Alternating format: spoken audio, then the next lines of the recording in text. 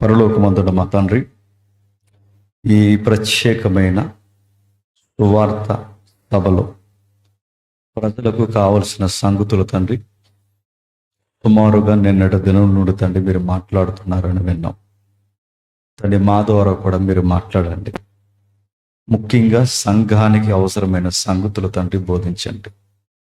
ఎలా చెబితే తండ్రి వారికి అర్థం అవుద్దు, వారికి అర్థమయ్యేలా చెప్పడానికి తండ్రి నన్ను నడిపిస్తారని కోరుతున్నా. నిలబడి నేను తండ్రి కాలయాపన చేయక కావలసిన సంగతులు తండ్రి వారికి అందించి తండ్రి ఈ తరంలో మా పరిస్థితుల్లో ఎలాంటి నిర్ణయాలు తండ్రి విశ్వాసంలో మేము తీసుకోవాలో మాకు నేర్పిస్తారని కోరుతూ మమ్ములను మీ బిడలను ఈ కార్యానికి కారకులైన ప్రతి ఒక్కరిని మీ చేతులకు అప్పగించుకుంటూ క్రీస్తున్నామని ప్రార్థన సమర్పిస్తున్నాము తండ్రి. ఆమేన్.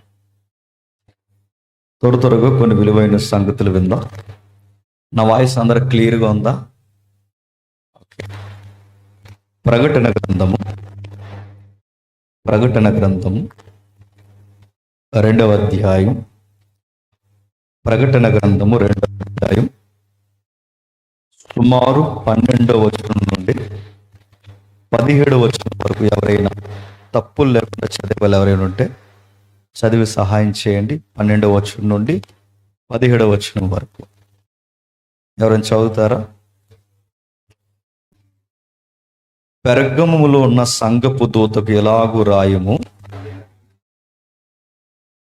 వాడి అయిన 2 అంచుల ఖడ్గము గలవాడు ఎలాగూ చెప్పుచున్నాడు, సాతాను సింహాసనమున్న స్థలములో నీవు కాపురమున్నావని నేను ఎరుగుదును.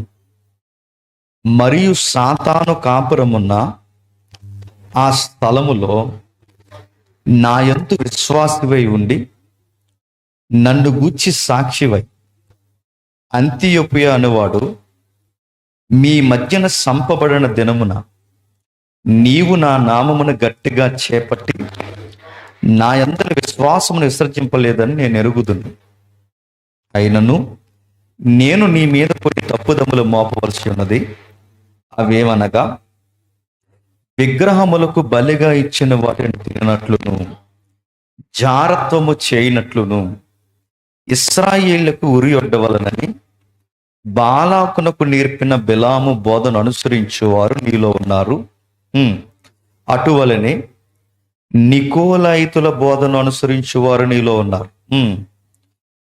కావున మారు మనస్సు పొందుము, లేని నీ యొద్దకు నేను త్వరగా వచ్చి నా నోట నుండి వచ్చే ఖడ్గముతో వీరితో యుద్ధము చేసేదను. సంగములతో ఆత్మ చెబుతున్న మాట చెవుగలవాడు ఈనును గాక. జయించువానికి మరుగై ఉన్న మన్నాను బుధింపనెత్తును, మరియు అతనికి తెల్ల రాతనిత్తును. ఆ రాతి మీద చెక్కబడిన ఒక కొత్త పేరుండును, పొందిన వానికే గానది మరి ఎవరికి తెలియదు. తెలుగు అక్షరాలు తెలుసు కనుక చదువుకున్నాం. చదివింది మనకేమన్నా అర్థమైందా? యథార్థంగా ఒప్పుకుందాం, మనకేం అర్థం అవ్వలేదు. ఎందుకు అర్థం కాదు? సందర్భానుసారంగా చదవకపోతే అర్థం కాదు. రైటర్ ఎవరైతున్నారో ఆ రైటరు చెబుతున్న ఉద్దేశం ఏంటో మనకు తెలియకపోతే అర్థం కాదు. వాక్యాన్ని అర్థం చేసుకునే ప్రయత్నం చెయ్యాలన్న తపన అందరికీ ఉన్నా దాన్ని అర్థం చేసుకునే పద్ధతులు ఉన్నాయి. ఆ పద్ధతుల్ని ఫాలో అవ్వకపోతే వాక్యము అర్థం కాదు. ఏమున్నాయి పద్ధతులని మీరు అడిగితే, మొట్టమొదట రాస్తున్న రచయిత యొక్క ఉద్దేశం ఏంటో తెలుసుకోవాలి. 2, ఆ రాస్తున్న ఉద్దేశంలో ఆ కాలము ఏ కాలానికి సంబంధించింది ఇది తెర మీదకి తీసుకురావాలి. 2, ఈ 2 విషయాలు మనకు తెలిసిన తర్వాత 3వ విషయం ఏంటంటే, అక్కడ ఏ వ్యక్తులను గురించి ఆ రచయిత ఎక్కువగా ఆయన కార్నర్ చేసి మాట్లాడుతున్నాడు ఇది మనకు తెలియాలి. ఈ విషయాలు ఇంకేం కదపకండి అన్నాలో వదిలేయండి, ఇంకేం కదపకండి. ఏ విషయాలు అయితే మనకు కనబడుతున్నాయో ఈ సంగతుల గురించి మనం మాట్లాడుకున్నప్పుడు ఖచ్చితంగా సందర్భానుసారంగా ఆలోచించుకోవాలి. ముఖ్యంగా చరిత్రను పరిగణనలోకి తీసుకోవాలి. అర్థమవుతుందిగా నా వాయిస్? అందరికీ అర్థమవుతుందిగా? ఓకే, ఇంకేం కదపకండి అన్న. అయితే ఈ పెర్గమును కూర్చుని ఈ సందర్భం మనకెందుకు? ఎందుకంటే ఒక ఉదాహరణ చెప్తాను వినండి. ఎంతమంది కరెంట్ అఫైర్ ఫాలో అవుతున్నారో నాకు తెలియదు, కానీ కాస్తంత జరుగుతున్న వార్తలను ఫాలో అవుతున్న వారు ఖచ్చితంగా ఈ సందర్భాలను ఎలా డీల్ చేయాలో మనకు అర్థం. రాజస్థాన్లో కొత్త చట్టం వచ్చింది.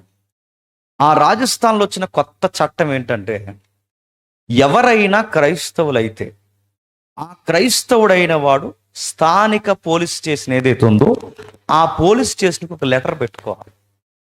ఆ లెటర్ పెట్టుకున్న తర్వాత ఆ లెటర్ని 10 రోజుల్లోపు లెటర్ అందించాలి. ఈ 10 రోజుల్లోపు ఈ పోలీస్ స్టేషన్ ఏదైతే ఉందో దానికి ఒక ఫార్వర్డ్ లెటర్ తయారు చేసి దాన్ని జడ్జికి పంపిస్తారు. జడ్జికి వెళ్ళిన తర్వాత జడ్జి ఒక రోజు వాయిదా వేసి ఆ క్రైస్తవుడు అయ్యాడని చెప్పుకున్న వాడిని కోర్టుకు పిలుస్తారు. ఆ కోర్టుకు పిలిచిన తర్వాత నేను స్వతంత్రంగా క్రైస్తవుని అవుతున్నానని ప్రూవ్ చేసుకోవాలి. లేదు, పలానా వ్యక్తి నాకు వాక్యం చెప్పాడు, పలానా ఆయన నాకు సువార్త చెప్పాడు, నాకు మారాలనిపిస్తుంది, ఇంకా పూర్తిగా నాకేం అర్థం కావట్లేదంటే, ఇలాంటి ప్రలోభానికి గురి చేస్తున్నాడన్న ఒక పాయింట్ రైట్ చేసి సుమారు 3 సంవత్సరాల నుంచి 5 సంవత్సరాలు జైలు శిక్ష వేస్తారంట. ఎక్కడొచ్చింది తెలుసా చట్టం? రాజస్థాన్లోనే. తర్వాత పక్కన అంటుకుపోయిన రాష్ట్రం ఏంటి తెలుసా? ఛత్తీస్గఢ్. ఆ తర్వాత అంటుకుపోయిన రాష్ట్రం ఏంటి చెప్పనా?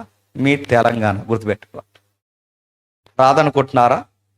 ఖచ్చితంగా వస్తాయి. మళ్ళీ చెప్తున్నా, ఇలాంటి చట్టాలు ఊపందుకుంటున్నాయి. ఇలాంటి నిబంధనలు ఎక్కువైపోయాయి. ఎప్పుడు మీరు గుర్తుపెట్టండి, ఏ తరంలో ఏ చట్టం తయారు చేసినా 99% ఆ చట్టాలు ఎవరికి వ్యతిరేకంగా ఉంటాయంటే క్రైస్తవులకు వ్యతిరేకంగా ఉంటాయి. ఖచ్చితంగా క్రైస్తవులకు వ్యతిరేకంగా ఉంటాయి. ఆ టైంలో ఎలా స్పందించాలి, ఎలాంటి స్టాండింగ్ తీసుకోవాలి? రేపొద్దున ఇలాంటి గొడ్డు పరిస్థితులు రావంటే వస్తున్నాయి, కళ్ళ ముందు కనబడుతున్నాయి. వీటిని ఎలా ఎదుర్కోవాలో తెలియాలంటే ఖచ్చితంగా మన ముందు రాయబడిన చరిత్ర ఏదైతే ఉందో ఆ చరిత్రను మనకి దేవుడు చెప్పకనే చెప్పాడు. వాటిని చూస్తూ ఆ చరిత్రను మనం పరిగణలోకి తీసుకోవాలా, ఇలా నిలబడాలా, ఇలా సాక్ష్యం ఇవ్వాలా, ఇలా వ్యవహరించాలా, ఈ శైలి మనకు అర్థం కావాలి. మైక్ ఏదో ఆన్లో ఉందనుకుంటే చూడండి. ఈ లెసన్ ఎక్కడ చెప్తే అక్కడ ఏదో జరిగిపోద్దండి. ఎందుకంటే నేను ఆడి కోసం చెప్తాను. ఆడెవడో తెలుసా? ఈ ప్రపంచానికి అన్నయ్య. ఆడెవడో చెప్పండి? సాతానుగా.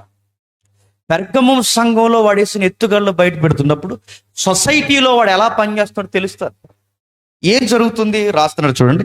పెర్గములో ఉన్న సంఘపు దూతకు ఇలాగు రాయము, పెర్గమము పెర్గమము. పెర్గమం అంటే, పెర్గం అనే పదానికి ఒక అర్థం ఉంది. పెర్గం అంటే ఒక ఎత్తైన స్థలం అని, ఒక ఎత్తైన స్థలం. మరొక పర్యాయ పదం ఉంది. పెర్గమం అంటే ఎత్తైన స్థలమే కాదు, దుర్గమము అని అర్థం. ఒక ఎత్తైన స్థలానికి లేదా ఒక ఎత్తైన దుర్గానికి అర్థం వచ్చే పేరే పెర్గమము అంట. పెర్గంలో ఇంకా ఏముంది అక్కడట? ఒక పెద్ద లైబ్రరీ ఉందట. ఆ రోజుల్లోనే 2 లక్షల పుస్తకాలు ఉండేవి. ఎన్ని? 2 లక్షల పుస్తకాలు. ఆ రోజుల్లోనే 2 లక్షల పుస్తకాలు ఉండేవట. ఒక పెద్ద లైబ్రరీ ఉండేది. అంటే ఆ ఏరియాలో చదువు ఉంది, ఆ ఏరియాలో జ్ఞానం ఉంది, ఆ ఏరియాలో చెప్పుకోదగ్గ విచిత్రమైన కట్టడాలు ఉన్నాయి. టూరిజం కూడా ఎక్కువే. ఏమున్నాయి కట్టడాలంటే 1000 అడుగుల కొండపైన, అంటే 1000 అడుగుల కొండపైన 100 అడుగుల గుడి ఉండేదండి.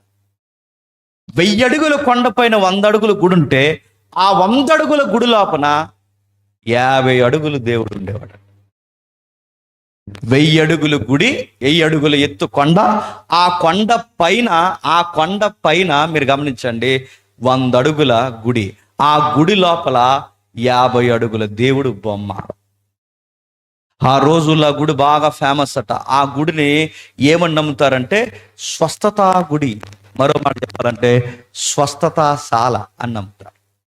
మీకు ఉదాహరణ చెప్తున్నా, స్వస్థతశాల అనే పదం మంద కాదు, క్రిస్టియానిటీది కాదు. ఆ స్వస్థతశాల అనే పదం ఎక్కువగా ఎక్కడ ఉపయోగించారంటే పెర్గం ఏరియాలో ఉపయోగించారు.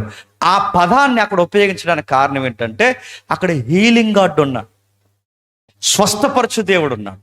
ఆ దేవుడు, ఆ స్వస్థపరచు దేవుడు ఎలా ఉంటాడంటే ఒక పెద్ద ఆకారంలో ఇలా కూర్చుని ఉంటాడు. ఇలా ఎదరగా చేయలు పెట్టుకు ఇలా కూర్చుని ఉంటే ఆయన కుడి చేతిలో ఒక మంత్రించిన కర్ర ఉంటుంది. ఆ మంత్రించిన కర్ర కుడి చేతిలో ఉంటే ఇలాగొక పాము తిరుగుంటుంది. ఈ పావుల మధ్య దేవుడు కూర్చుంటాడు. ఈ పావుల మధ్య దేవుడు కూర్చుంటే, ఈ పావుల మధ్య కూర్చుని దేవుడి దగ్గరికి చుట్టూ ఇలాంటి గదులు ఉంటాయి అన్నమాట, పెద్ద పెద్ద గదులు. ఈ గదుల దగ్గరకు రోగులను తీసుకొస్తారు. రోగులను తీసుకొచ్చి ఏం చేస్తారంటే, ఆ రోగుల్ని ఆ గదుల లోపల పడేస్తారు. రాత్రులు పగళ్ళు సుమారు కొన్ని దినాలు లోపల వదిలేస్తారు. వాళ్ళ చేతులు కాళ్ళు కట్టి. లోపల ఏముంటాయంటే పావులు ఉంటాయి. ఆ పాములు ఏం చేస్తాయంటే మీద నుంచి పాకుతుంటాయి అనమాట. రాత్రి పగలు ఇలా పాకుతుంటాయి రోగు మీద నుంచి. ఇలా పాకుతుంటే 3వ రోజుకో 4వ రోజుకి అడుగుతారు, తగ్గిపోయిందా అని. తగ్గనోడు కూడా ఏమంటాడు చెప్పండి? తగ్గిపోయింది అంటాడు. ఇలా ఇదిగో పులంటే అదిగో తోక, మాకు జరిగింది స్వస్థత అంటే మాకు జరిగింది స్వస్థత అని చెప్పుకొని పెరిగిపోయింది. పైగా అక్కడ మంచి మోటివేటర్లు ఉంటారట. అంటే అక్కడ ఆ గుడి దగ్గర పనిచేసే యాజకులు ఉంటారు చూసారా, ఆ యాజకులు ఏం చేస్తారంటే మోటివేషన్ చేస్తారు. ఏమని? తగ్గిపోతుంది, తగ్గిపోతుంది, తగ్గిపోతుంది, తగ్గిపోతుంది అంటారు. అందుకే ఈ ఫిలాసఫీలు, ఈ ప్యాగన్ ఫిలాసఫీ ఇప్పటికీ మనకు కనబడుతుంది. చూడండి, 100 సార్లు ఒక పలుకు పలికితే జరిగిపోతుంది. ఒకసారి పదే ఒక మాట అనుకుంటే జరిగిపోతుంది. ఆ మాట అనకండి. ఈ మధ్య మన పాస్టర్లు కూడా మొదలెట్టారు కొంతమంది, అరే అలా మాటలు పలకరా, దేవుడు ఆమెన్ అని ఎత్తాడంట. ఎవరైనా పేర్లు అడగండి, పెద్ద పెద్ద పాస్టర్లు చెప్తున్నారు. ఇవన్నీ ప్యాగన్ ప్రాక్టీస్లు మరి చెప్తున్నాను. ఎక్కడి నుంచి వచ్చే ప్రాక్టీసులు అంటే పెర్గం ఏరియాలో ఎక్కువ ఉండే. అంటే మోటివేషన్ చేస్తారు, తగ్గిపోతుంది, తగ్గిపోతుంది. అంటే మైండ్ని ఎప్పుడైతే మనం అలా ప్రిపేర్ చేస్తామో మన బాడీని మైండ్ అలా రెడీ చేస్తాం. ఇంకా బాగా అర్థం కావాలంటే, పెద్దమ్మలు ఉంటారా? పెద్దమ్మలకి ఏదన్నా ప్రాబ్లం వస్తే, అమ్మమ్మలకి ఏదన్నా ప్రాబ్లం వస్తే, మీరు ఇక్కడ ఇంటర్నేషనల్ హాస్పిటల్కి తీసుకొచ్చి మీ నానమ్మకి ఇక్కడికి వైద్యం చేస్తున్నా మీ నానమ్మకు రోగం తగ్గదు. మీ నానమ్మకి ఎక్కడ తగ్గుతుంది చెప్పనా? ఆ ఈదులో ఆర్ఎంపీ ఉంటాడు కదా, ఆ ఆర్ఎంపీ దగ్గర తీసుకెళ్తే ఆవిడ అంటదా సీరియస్గా, రే నాకు ఈ డాక్టర్లు అన్నీ పని అవ్వదు కానీ ఆడి దగ్గరికి తీసుకెళ్ళరా అంటారు. ఆడెందుకే నీకు, వీడు పెద్ద డాక్టర్ అమెరికా నుంచి వచ్చాడంటే అవన్నీ అనవసరం, ఆడో బెల్లెత్తితే తగ్గిపోద్ది నాకంట. అంటే అలా మెంటల్గా నిజంగా తగ్గిపోద్ది. ఎందుకంటే ఆవిడ మెంటల్గా ఎలా ప్రిపేర్ అయింది చెప్పండి? ఆవిడ మెంటల్గా అలా ప్రిపేర్ అయింది కనుక ఆమెకి ఆర్ఎంపీ డాక్టర్ వైద్యమే పనిచేస్తుంది. అతనితో ఏది జరిగిన మెంటల్ ప్రిపరేషన్ అంటారు. ఇంకా మీకు బాగా అర్థం కావాలంటే ఉదాహరణ చెబుతాను వినండి. ఇంకా మీకు బాగా అర్థం కావాలంటే మోటివేషన్ చేస్తారు. డాక్టర్ కూడా అంటాడు, మీరు ఏ హాస్పిటల్ తిరిగారు నాకు తెలియదు కానీ మన దగ్గరకు వస్తే పక్కా మీరు ఆరోగ్యంతో ఇంటికి వెళ్తారు, ధైర్యంగా ఉండండి అంటారు. మెడికల్ ఇది పాయింట్ గుర్తుపెట్టుకోండి. రోగి వచ్చిన వెంటనే పైనుంచి కిందకు చూసి ఒకడు వచ్చావా ఎవరినైనా తీసుకొచ్చావా అన్నాడంటే ఇంకా అయిపోయామే. ఇంకా ఒకడు వచ్చి ఎవరినైనా తీసుకొచ్చి అనకూడదు. అనరు, మెజారిటీ డాక్టర్లు అనరు. ఎందుకంటే ఏం కాదు, ధైర్యంగా ఉండాలి, లేకపోతే చాలా చూసాను ఆ సర్వీస్లో మీకు తగ్గిపోద్దని అనాలి. మైండ్ని అలా ప్రిపేర్ చేయాలి. అలా మైండ్ని ప్రిపేర్ చేస్తారు. ఈ మెథడ్స్ అన్ని మెడికల్ ఫీల్డ్లోకి ఎలా వచ్చాయి చెప్పనా? ఆ పెరగము గుళ్ళో ఉండే దేవుడి యాజకుల దగ్గర నుంచి వచ్చి, ఆ పెరగం గుళ్ళో ఉండే దేవుడి యాజకుల దగ్గర నుంచి వచ్చి అంటే అవును, మీరు బయటికి వెళ్ళి చూడండి, మెడికల్ సీట్ని చూస్తారో, హాస్పిటల్ బొమ్మ చూస్తారో, మీరు ఎక్కడ చూస్తారో, అంబులెన్స్ బొమ్మ చూస్తారు, ఏదో చూస్తారో చూడండి, ఈ దేవుడి బొమ్మే పైన చూపిస్తారు. మీరు చూడండి బయటికి వెళ్ళాలి. పోలీసు తోడు, నేను పోలీసు తోడు అని చెప్పుకోవడానికి గరుడు పక్షి వేస్తాడు ఆడి బండి మీద, కారు మీద. లాయరు, నేను లాయర్ అని చెప్పుకోవడానికి రెబ్బనేస్తాడు. మీరు చూడండి. మరి డాక్టర్, నేను డాక్టర్ అని చెప్పడానికి ఏ సింబల్ వేస్తాడు? పెరగమం గుడిలో ఉన్న దేవుడు బొమ్మ వేస్తాడు. మీరు చూసుకోండి. ఏంటి ఆ దేవుడి పేరు అంటే, ఆ సింబల్ పేరు ఏంటి చెప్పిన? ఎస్కలేపిసి. అంటే ఇలా ఒక మంత్రించిన కర్ర ఉంటుంది, ఎలాగో పాము తిరుగుంటుంది చూడండి. అది ఏదో అనుకోకండి, అది పెరగం దేవుడు గుడి బొమ్మ. మీరు గుర్తుపెట్టుకోండి. దానికి ఒక ఫిలాసఫీ ఉంది. ఆ ఫిలాసఫీ ఏంటి మీరు చూడండి. బయటకు వెళ్ళి మీరు ఏ డాక్టర్ని అడుగుతారు? నాకు కూడా డాక్టర్ వచ్చేట ఎక్కడ కూర్చున్నాడు, ఆయన అడగండి చెప్తాడు. లేదా మీ డాక్టర్ని అడగండి, మీ నర్సింగ్ ఫీల్డ్లో ఉన్న వాళ్ళని అడగండి. ఆ బొమ్మ అదే. ఎందుకు ఆ ఫిలాసఫీ అంటే, ఆ ఐకాన్గా దాన్ని ఎందుకు తీసుకున్నారంటే, రోగిని ఎలా మోటివేషన్ చేయాలో ఈ పాయింట్ని ఏ రిలీజ్ నుంచి కాపీ కొట్టారంటే, ఆ పెరగం దగ్గర ఉన్న ఆ మతం దగ్గర నుంచి దీన్ని కాపీ కొట్టారు. ఇంకా మీకు బాగా అర్థం కాదు, మైండ్ ప్రిపరేషన్ మతం అన్నమాట. అంటే మెంటల్గా ప్రిపేర్ చేయడం. అక్కడ దిట్ట ఈ మతం. అందుకే రోగులు కుప్పల తెప్పలకు వచ్చేవారు, పెద్ద గదులు ఉండేవాట. ఆ గదులకి, ఆ ప్రాంతానికి పెట్టిన పేరు స్వస్థతశాల అని ఆ రోజుల్లో పేరు. చాలా చాలా గొప్పలున్న ఆ పెరగం ఏరియాకి. ఇంకా మీకు ఇంకా అర్థం కావాలంటే ఒక ఉదాహరణ చెప్తాను వినండి. సెకండ్ వరల్డ్ వార్ జరిగింది. 2వ ప్రపంచ యుద్ధం టైంలో సరిగ్గా AK-47 వచ్చింది. దాని పేరు AK-47. సరిగ్గా టైంలో AK-47 వచ్చినప్పుడు, ఆ AK-47 వచ్చినప్పుడు ఏం జరిగింది? మరణాల సంఖ్య పెరిగిపోయింది. అప్పటి వరకు సాదా సీదా మరణాలు జరిగిన, అక్కడి నుంచి మీరు గమనించండి, మరణాల సంఖ్య పెరిగిపోయింది. AK-47తో వచ్చిన గొడవ ఏంటంటే, మన మైక్ ప్రాబ్లమా? ఇది మైక్ ప్రాబ్లం అనుకుంటా.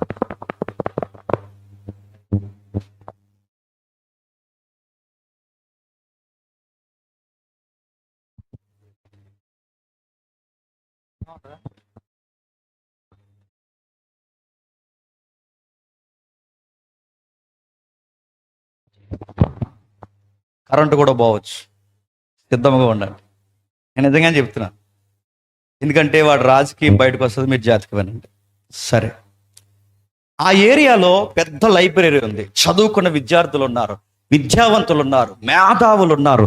ఆ ఏరియాలో పెద్ద పెద్ద కట్టడాలు ఉన్నాయి. ఆ గుడికి రెవెన్యూ కూడా ఎక్కువ వస్తుంది, ఖజానా నిండిపోద్ది. ఇంకా మీకు బాగా అర్థం కావాలంటే మైండ్ ప్రిపరేషన్ ఎలా ఉంటుందో ఒక ఉదాహరణ చెప్తానండి. సెకండ్ వరల్డ్ వార్, ఆ టైంలో AK-47 కొత్తగా వచ్చింది.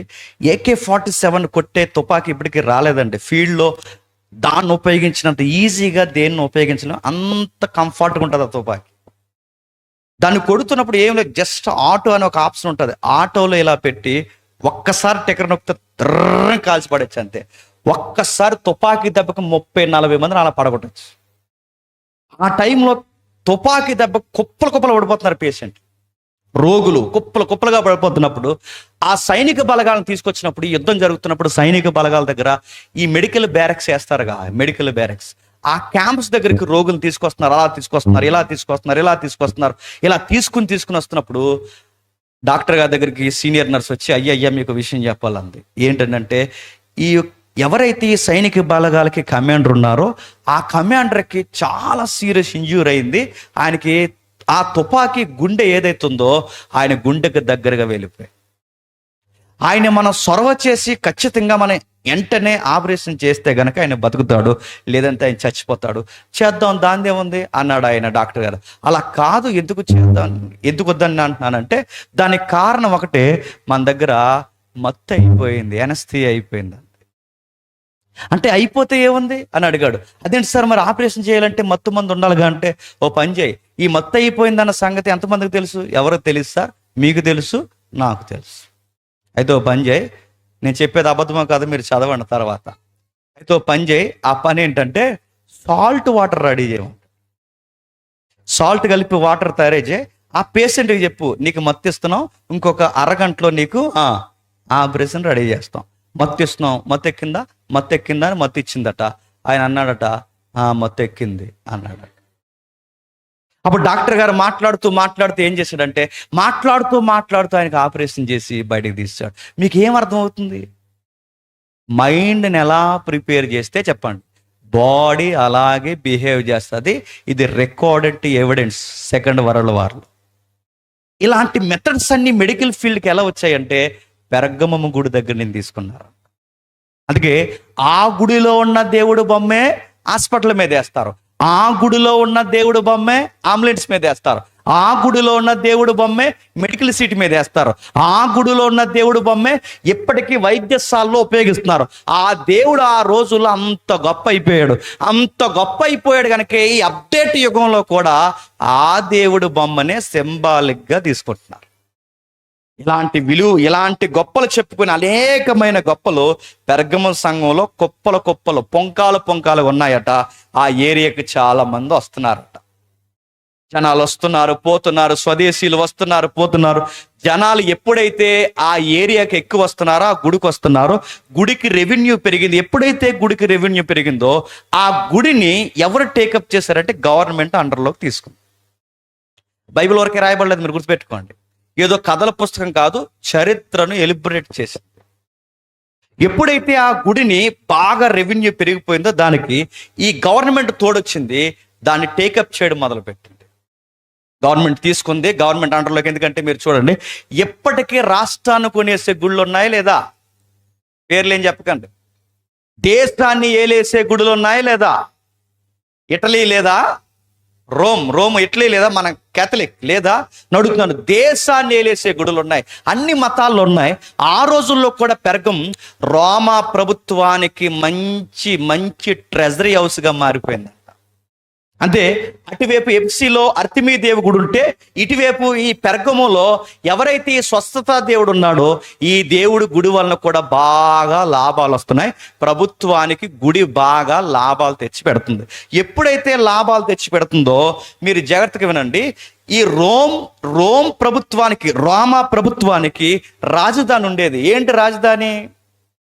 రోమా ప్రభుత్వ రాజధాని ఏంటి చెప్పండి? ఎంతమంది ఉన్నారు కాంపిటేటివ్ ఫీల్డ్? ఇక్కడ చేయొద్దండి, ఎత్తరు మీరు. ఇలాగైతే మీకు ఉద్యోగాలు వచ్చినట్టే చెప్తున్నాను. రోమా ప్రభుత్వం క్యాపిటల్ ఏంటి? ఇటలీ. ఏంటి? ఇటలీ నడుతున్నాను. రోమా ప్రభుత్వం క్యాపిటల్ ఇటలీ. ఆ ఇటలీ భాగమేనండి. ఇటలీకి సరిగ్గా కిలోమీటర్లు కొలిస్తే యెరూషలేము ఎంత దూరం ఉంటుందో అదే కొలిస్తే సేమ్ పెర్గమము కూడా అంతే దూరం ఉంటుందంట. మరలా ఇటలీ రాజధానికి యెరూషలేము ఎంత దూరం ఉంటుందో పెర్గమం కూడా సేమ్ అంతే దూరం ఉంటుంది. ఎందుకంటే ఈ ప్రభుత్వానికి ఆ గుడి ఏది? యెరూషలేములో ఉన్న దేవుడి గుడి ఉందిగా, సొలొమోను కట్టిన మందిరం ఉందిగా, ఆ గుడి ఆ ప్రభుత్వానికి వ్యతిరేకంగా నిలబడితే ఈ గుడి మాత్రం సాతానుగాడు నేను నీకు సపోర్ట్ అన్నట్టు ఈ గుడి వెనకాల మొత్తం కథ నడిపిస్తున్నాడంట. వాడికి కావాలని వ్యతిరేకంగా, అంటే సొలొమోను మందిరాన్ని ఎక్కిరించడానికి, సొలొమోను యొక్క మందిరాన్ని, దేవుడి నివాస స్థలాన్ని ఆ రోజుల్లో ఎక్కిరించడానికి దానికి పూర్తి ఆపోజిట్ గా ఈ గుడిని తెర మీద తీసుకొచ్చాడు. అంతే, పెర్గమంలో రకరకాల విషయాలు జరిగిపోతున్నాయి. వెంటనే ప్రభుత్వానికి ఖజానా ఎప్పుడైతే పెరిగిందో అక్కడ రాస్తున్నాడు చూడండి, సాతాను సింహాసనం ఉన్న స్థలములో నీవు కాపరం ఉన్నావని నేను ఎరుగుతున్నా. మళ్ళీ ప్రశ్న అడుగుతున్నాను, సాతాను సింహాసనం ఏంటి? లిటరల్గా సాతానుగాడు కుర్చీ వేసి కూర్చుంటాడా? నడుతున్నాను, అసలు సాతానుగాడు కనబడతాడా? సాతానుగాడు కుర్చీ వేసి కూర్చోవడం ఏంటి? వాడికి సింహాసనం ఏంటి? అంటే ఇది పోలికగా చెప్తున్నాడు కాదు, ఏదో చూపిస్తూ ఏదో విషయాన్ని బయట పెడుతున్నాడు. ఏమి చూపిస్తూ ఏ విషయాన్ని బయట పెడుతున్నాడు? కొంచెం ఇన్ఫర్మేషన్ ఇస్తాను, జాగ్రత్తగా వినండి. అసలు ప్రకటన గ్రంథం అలా రాయడానికి కారణం మీరు కొంచెం చరిత్ర గమనిస్తే, అప్పటికి అపోస్తులందరినీ గవర్నమెంట్ మతము కలిపి చంపేసింది. ఎందుకు చంపేసింది? గవర్నమెంట్ వెనకాల వాడు హస్తం ఉంది. మీరెప్పుడు చూడండి ఫరో సామ్రాజ్యమైన, మీరెప్పుడు చూడండి బాబులోను సామ్రాజ్యమైన, మీరెప్పుడు చూడండి ప్రతి సామ్రాజ్యం వెనకాల వాడు ఉంటాడు. వాడు డైరెక్ట్ ఫైట్ చేయడు, వాడు కుయుత్తులే వేరు. వాడు ఏం చేస్తాడంటే వాడు ఉపయోగించే టెక్నిక్లో ఒక టెక్నిక్ ఏంటో తెలుసా? గవర్నమెంట్ని తెర మీద తీసుకొస్తాడు. వాడు అలాగే వస్తాడు, గవర్నమెంట్ని తెర మీద తీసుకొస్తాడు. ఆడి గవర్నమెంట్ని తెర మీద తీసుకురావడానికి వాడి కదిపే పావులు మామూలుగా కదపడం. సాతాను సింహాసనం ఉన్న స్థలం అంటే అప్పటికే ప్రభుత్వం మతము కలిసి సుమారు 11 మంది అపోస్తులను చంపేసింది. 11 మంది అపోస్తులను చంపేస్తే ఇక చివరిగా మిగిలిన అపోస్తుడు ఎవరు? అపోస్తుడైన యోహాను గారు. ఇక చివరిగా మిగిలిన అపోస్తుడైన యోహాను అయితే, ఈ యోహాను గారు చివరిగా మిగిలితే యోహాన్ని రకరకాల చిత్రవత గురి చేసి, సంఘ చరిత్ర చెప్తుంది, రకరకాల చిత్రవత గురి చేసి యోహాను గారిని చివరి స్టేజ్లో పడేశారు. ఆ చివరి స్టేజ్లో పడిపోయిన ప్లేసే పద్మాసు దీపం. ఏంటి? పద్మాసు దీపం. ఇప్పుడు సంఘానికి బాగా ఏంటంటే మోటివేషన్ కావాలి. తలకాయలన్నీ లేపించేసింది దెయ్యం, తలకాయలందరినీ లేపించేసింది. నాయకులందరూ వెళ్ళిపోయారు. ఇప్పుడు నాయకులందరూ వెళ్ళిపోయినప్పుడు సంఘానికి మోటివేషన్ కావాలి. సుమారు ఆసియాలో ఉన్న 7 సంఘాలకి ధైర్యం కావాలి. ఆ ధైర్యం కావాలి అంటే బాగా వినండి, అప్పటికే అంతిపస్ లాంటి కాపర్లని, పాస్టర్లను కూడా చంపేశారు. ఎప్పుడైతే చంపేసినప్పుడు ధైర్యం కావాలి. ఈ ధైర్యం కావాలంటే దేవుని మాటలకి చెప్పడానికి ఆ రోజుల్లో సత్యము ఉన్నట్టుగా చెప్పగలే నాయకుడు ఎవరైనా ఉన్నారంటే యోహాను. దెయ్యం ఎలా పనిచేస్తుందో ఏంటి వాడు ఎత్తగలంటే చెప్పాలి అంటే డైరెక్ట్గా ఒక ఉత్తరం సంఘానికి రాయాలనుకున్నాడు. ఆ ఉత్తరాన్ని పుస్తకాలుగా రాశాడు. ఆ పుస్తకం పేరే ప్రకటన గ్రంథం. ఈ ప్రకటన గ్రంథాన్ని రాస్తున్నప్పుడు ఎవరైనా ఆ పుస్తకాన్ని తీసుకుని చదివితే, ఆ పుస్తకాన్ని లేదా ఆ లెటర్ తీసుకుని చదివితే చదివిన రోమ ప్రభుత్వానికి అర్థం కాకూడదు. కానీ ఎవరికి అర్థం అవ్వాలి? చెవి గలవాడికి అర్థం అవ్వాలి. ఎవరికి అర్థం అవ్వాలి? చెవి గలవాడికి, మనోనేత్రం కలిగిన వాడికి అర్థం అవ్వాలి. అది బయట వాళ్ళకి, అందుకే ప్రకటన గ్రంథం బయట వాళ్ళందరికీ అర్థం అవుద్దో లేదో నాకు తెలియదు, కానీ మనకు అర్థం అవుతుంది. బయట వాళ్ళందరికీ అర్థమవుతుంది, మనకు అర్థమవుతుంది. ఎందుకు? ఆయన రాసిన విధానం మనకి స్పష్టంగా అర్థమవుతుంది. సాతాను సింహాసనం అంటే, సింహాసనం అంటే గుర్తుపెట్టుకోండి, అధికారము, రాజకీయ బలము. సింహాసనం అనగానే అధికారం, రాజకీయ బలం. ఈ మూల పదాలు ఏవైతే ఉన్నాయో మీరు ఇంటికి వెళ్ళి హిస్టరీ తిరగేయండి. అక్కడ సాతాను సింహాసనం అంటే ఏంటో తెలుసా? టెబేరియస్ ఎవడైతే ఉన్నాడో వాడు తెర మీదకి వచ్చి అన్నాడట, రైట్, మీరు నన్ను దేవుడిగా మొక్కితే సరే, పెర్గములో ఉన్న ప్రతి ప్రజ, రోములో ఉన్న ప్రతి ప్రజ, మా పరిపాలన కింద ఉన్న ప్రతి ఒక్కడు నన్ను దేవుడిగా ఎవడైతే మొక్కడో ఆడి మెడకాయ మీద తలకాయ ఉండదని కొత్త జీవో తెర మీద తీసుకొచ్చాడట. ఆ జీవో ఎక్కడి నుంచి అమలైందంటే చెప్పండి, పెర్గము నుంచే స్టార్ట్ అయింది. ఎక్కడి నుంచి? పెర్గము నుంచి. అంటే ఇప్పుడు మీ చదువుతుంటే మనకి ఏమర్థం అవుతుంది అంటే, అక్కడ సాతాను సింహాసనం. సాతాను సింహాసనం అంటే అక్కడ సాతాన్ అంటే సాతాను కాదు, అక్కడ సాతాన్ అంటే ఎవడు చెప్పండి? రాజు, చక్రవర్తి ఉన్నాడు అక్కడ. చక్రవర్తి గారు పవర్ మీద కూర్చున్నాడు. వాడు శాసనం చేశాడు ఏమంటే, మీరు నజరుడైన యేసుని నమ్ముతారా, నన్ను నమ్ముతారా? రాజుగా అతనికి జై కొడతారా, నాకు జై కొడతారా? ఈ మతమైన ఏ మతమైనా మీ అందరికీ దేవుడిని చెప్పండి, నేనే అన్నాడట. నేనే దేవుడిని, నన్ను మొక్కుతారా మొక్కరా?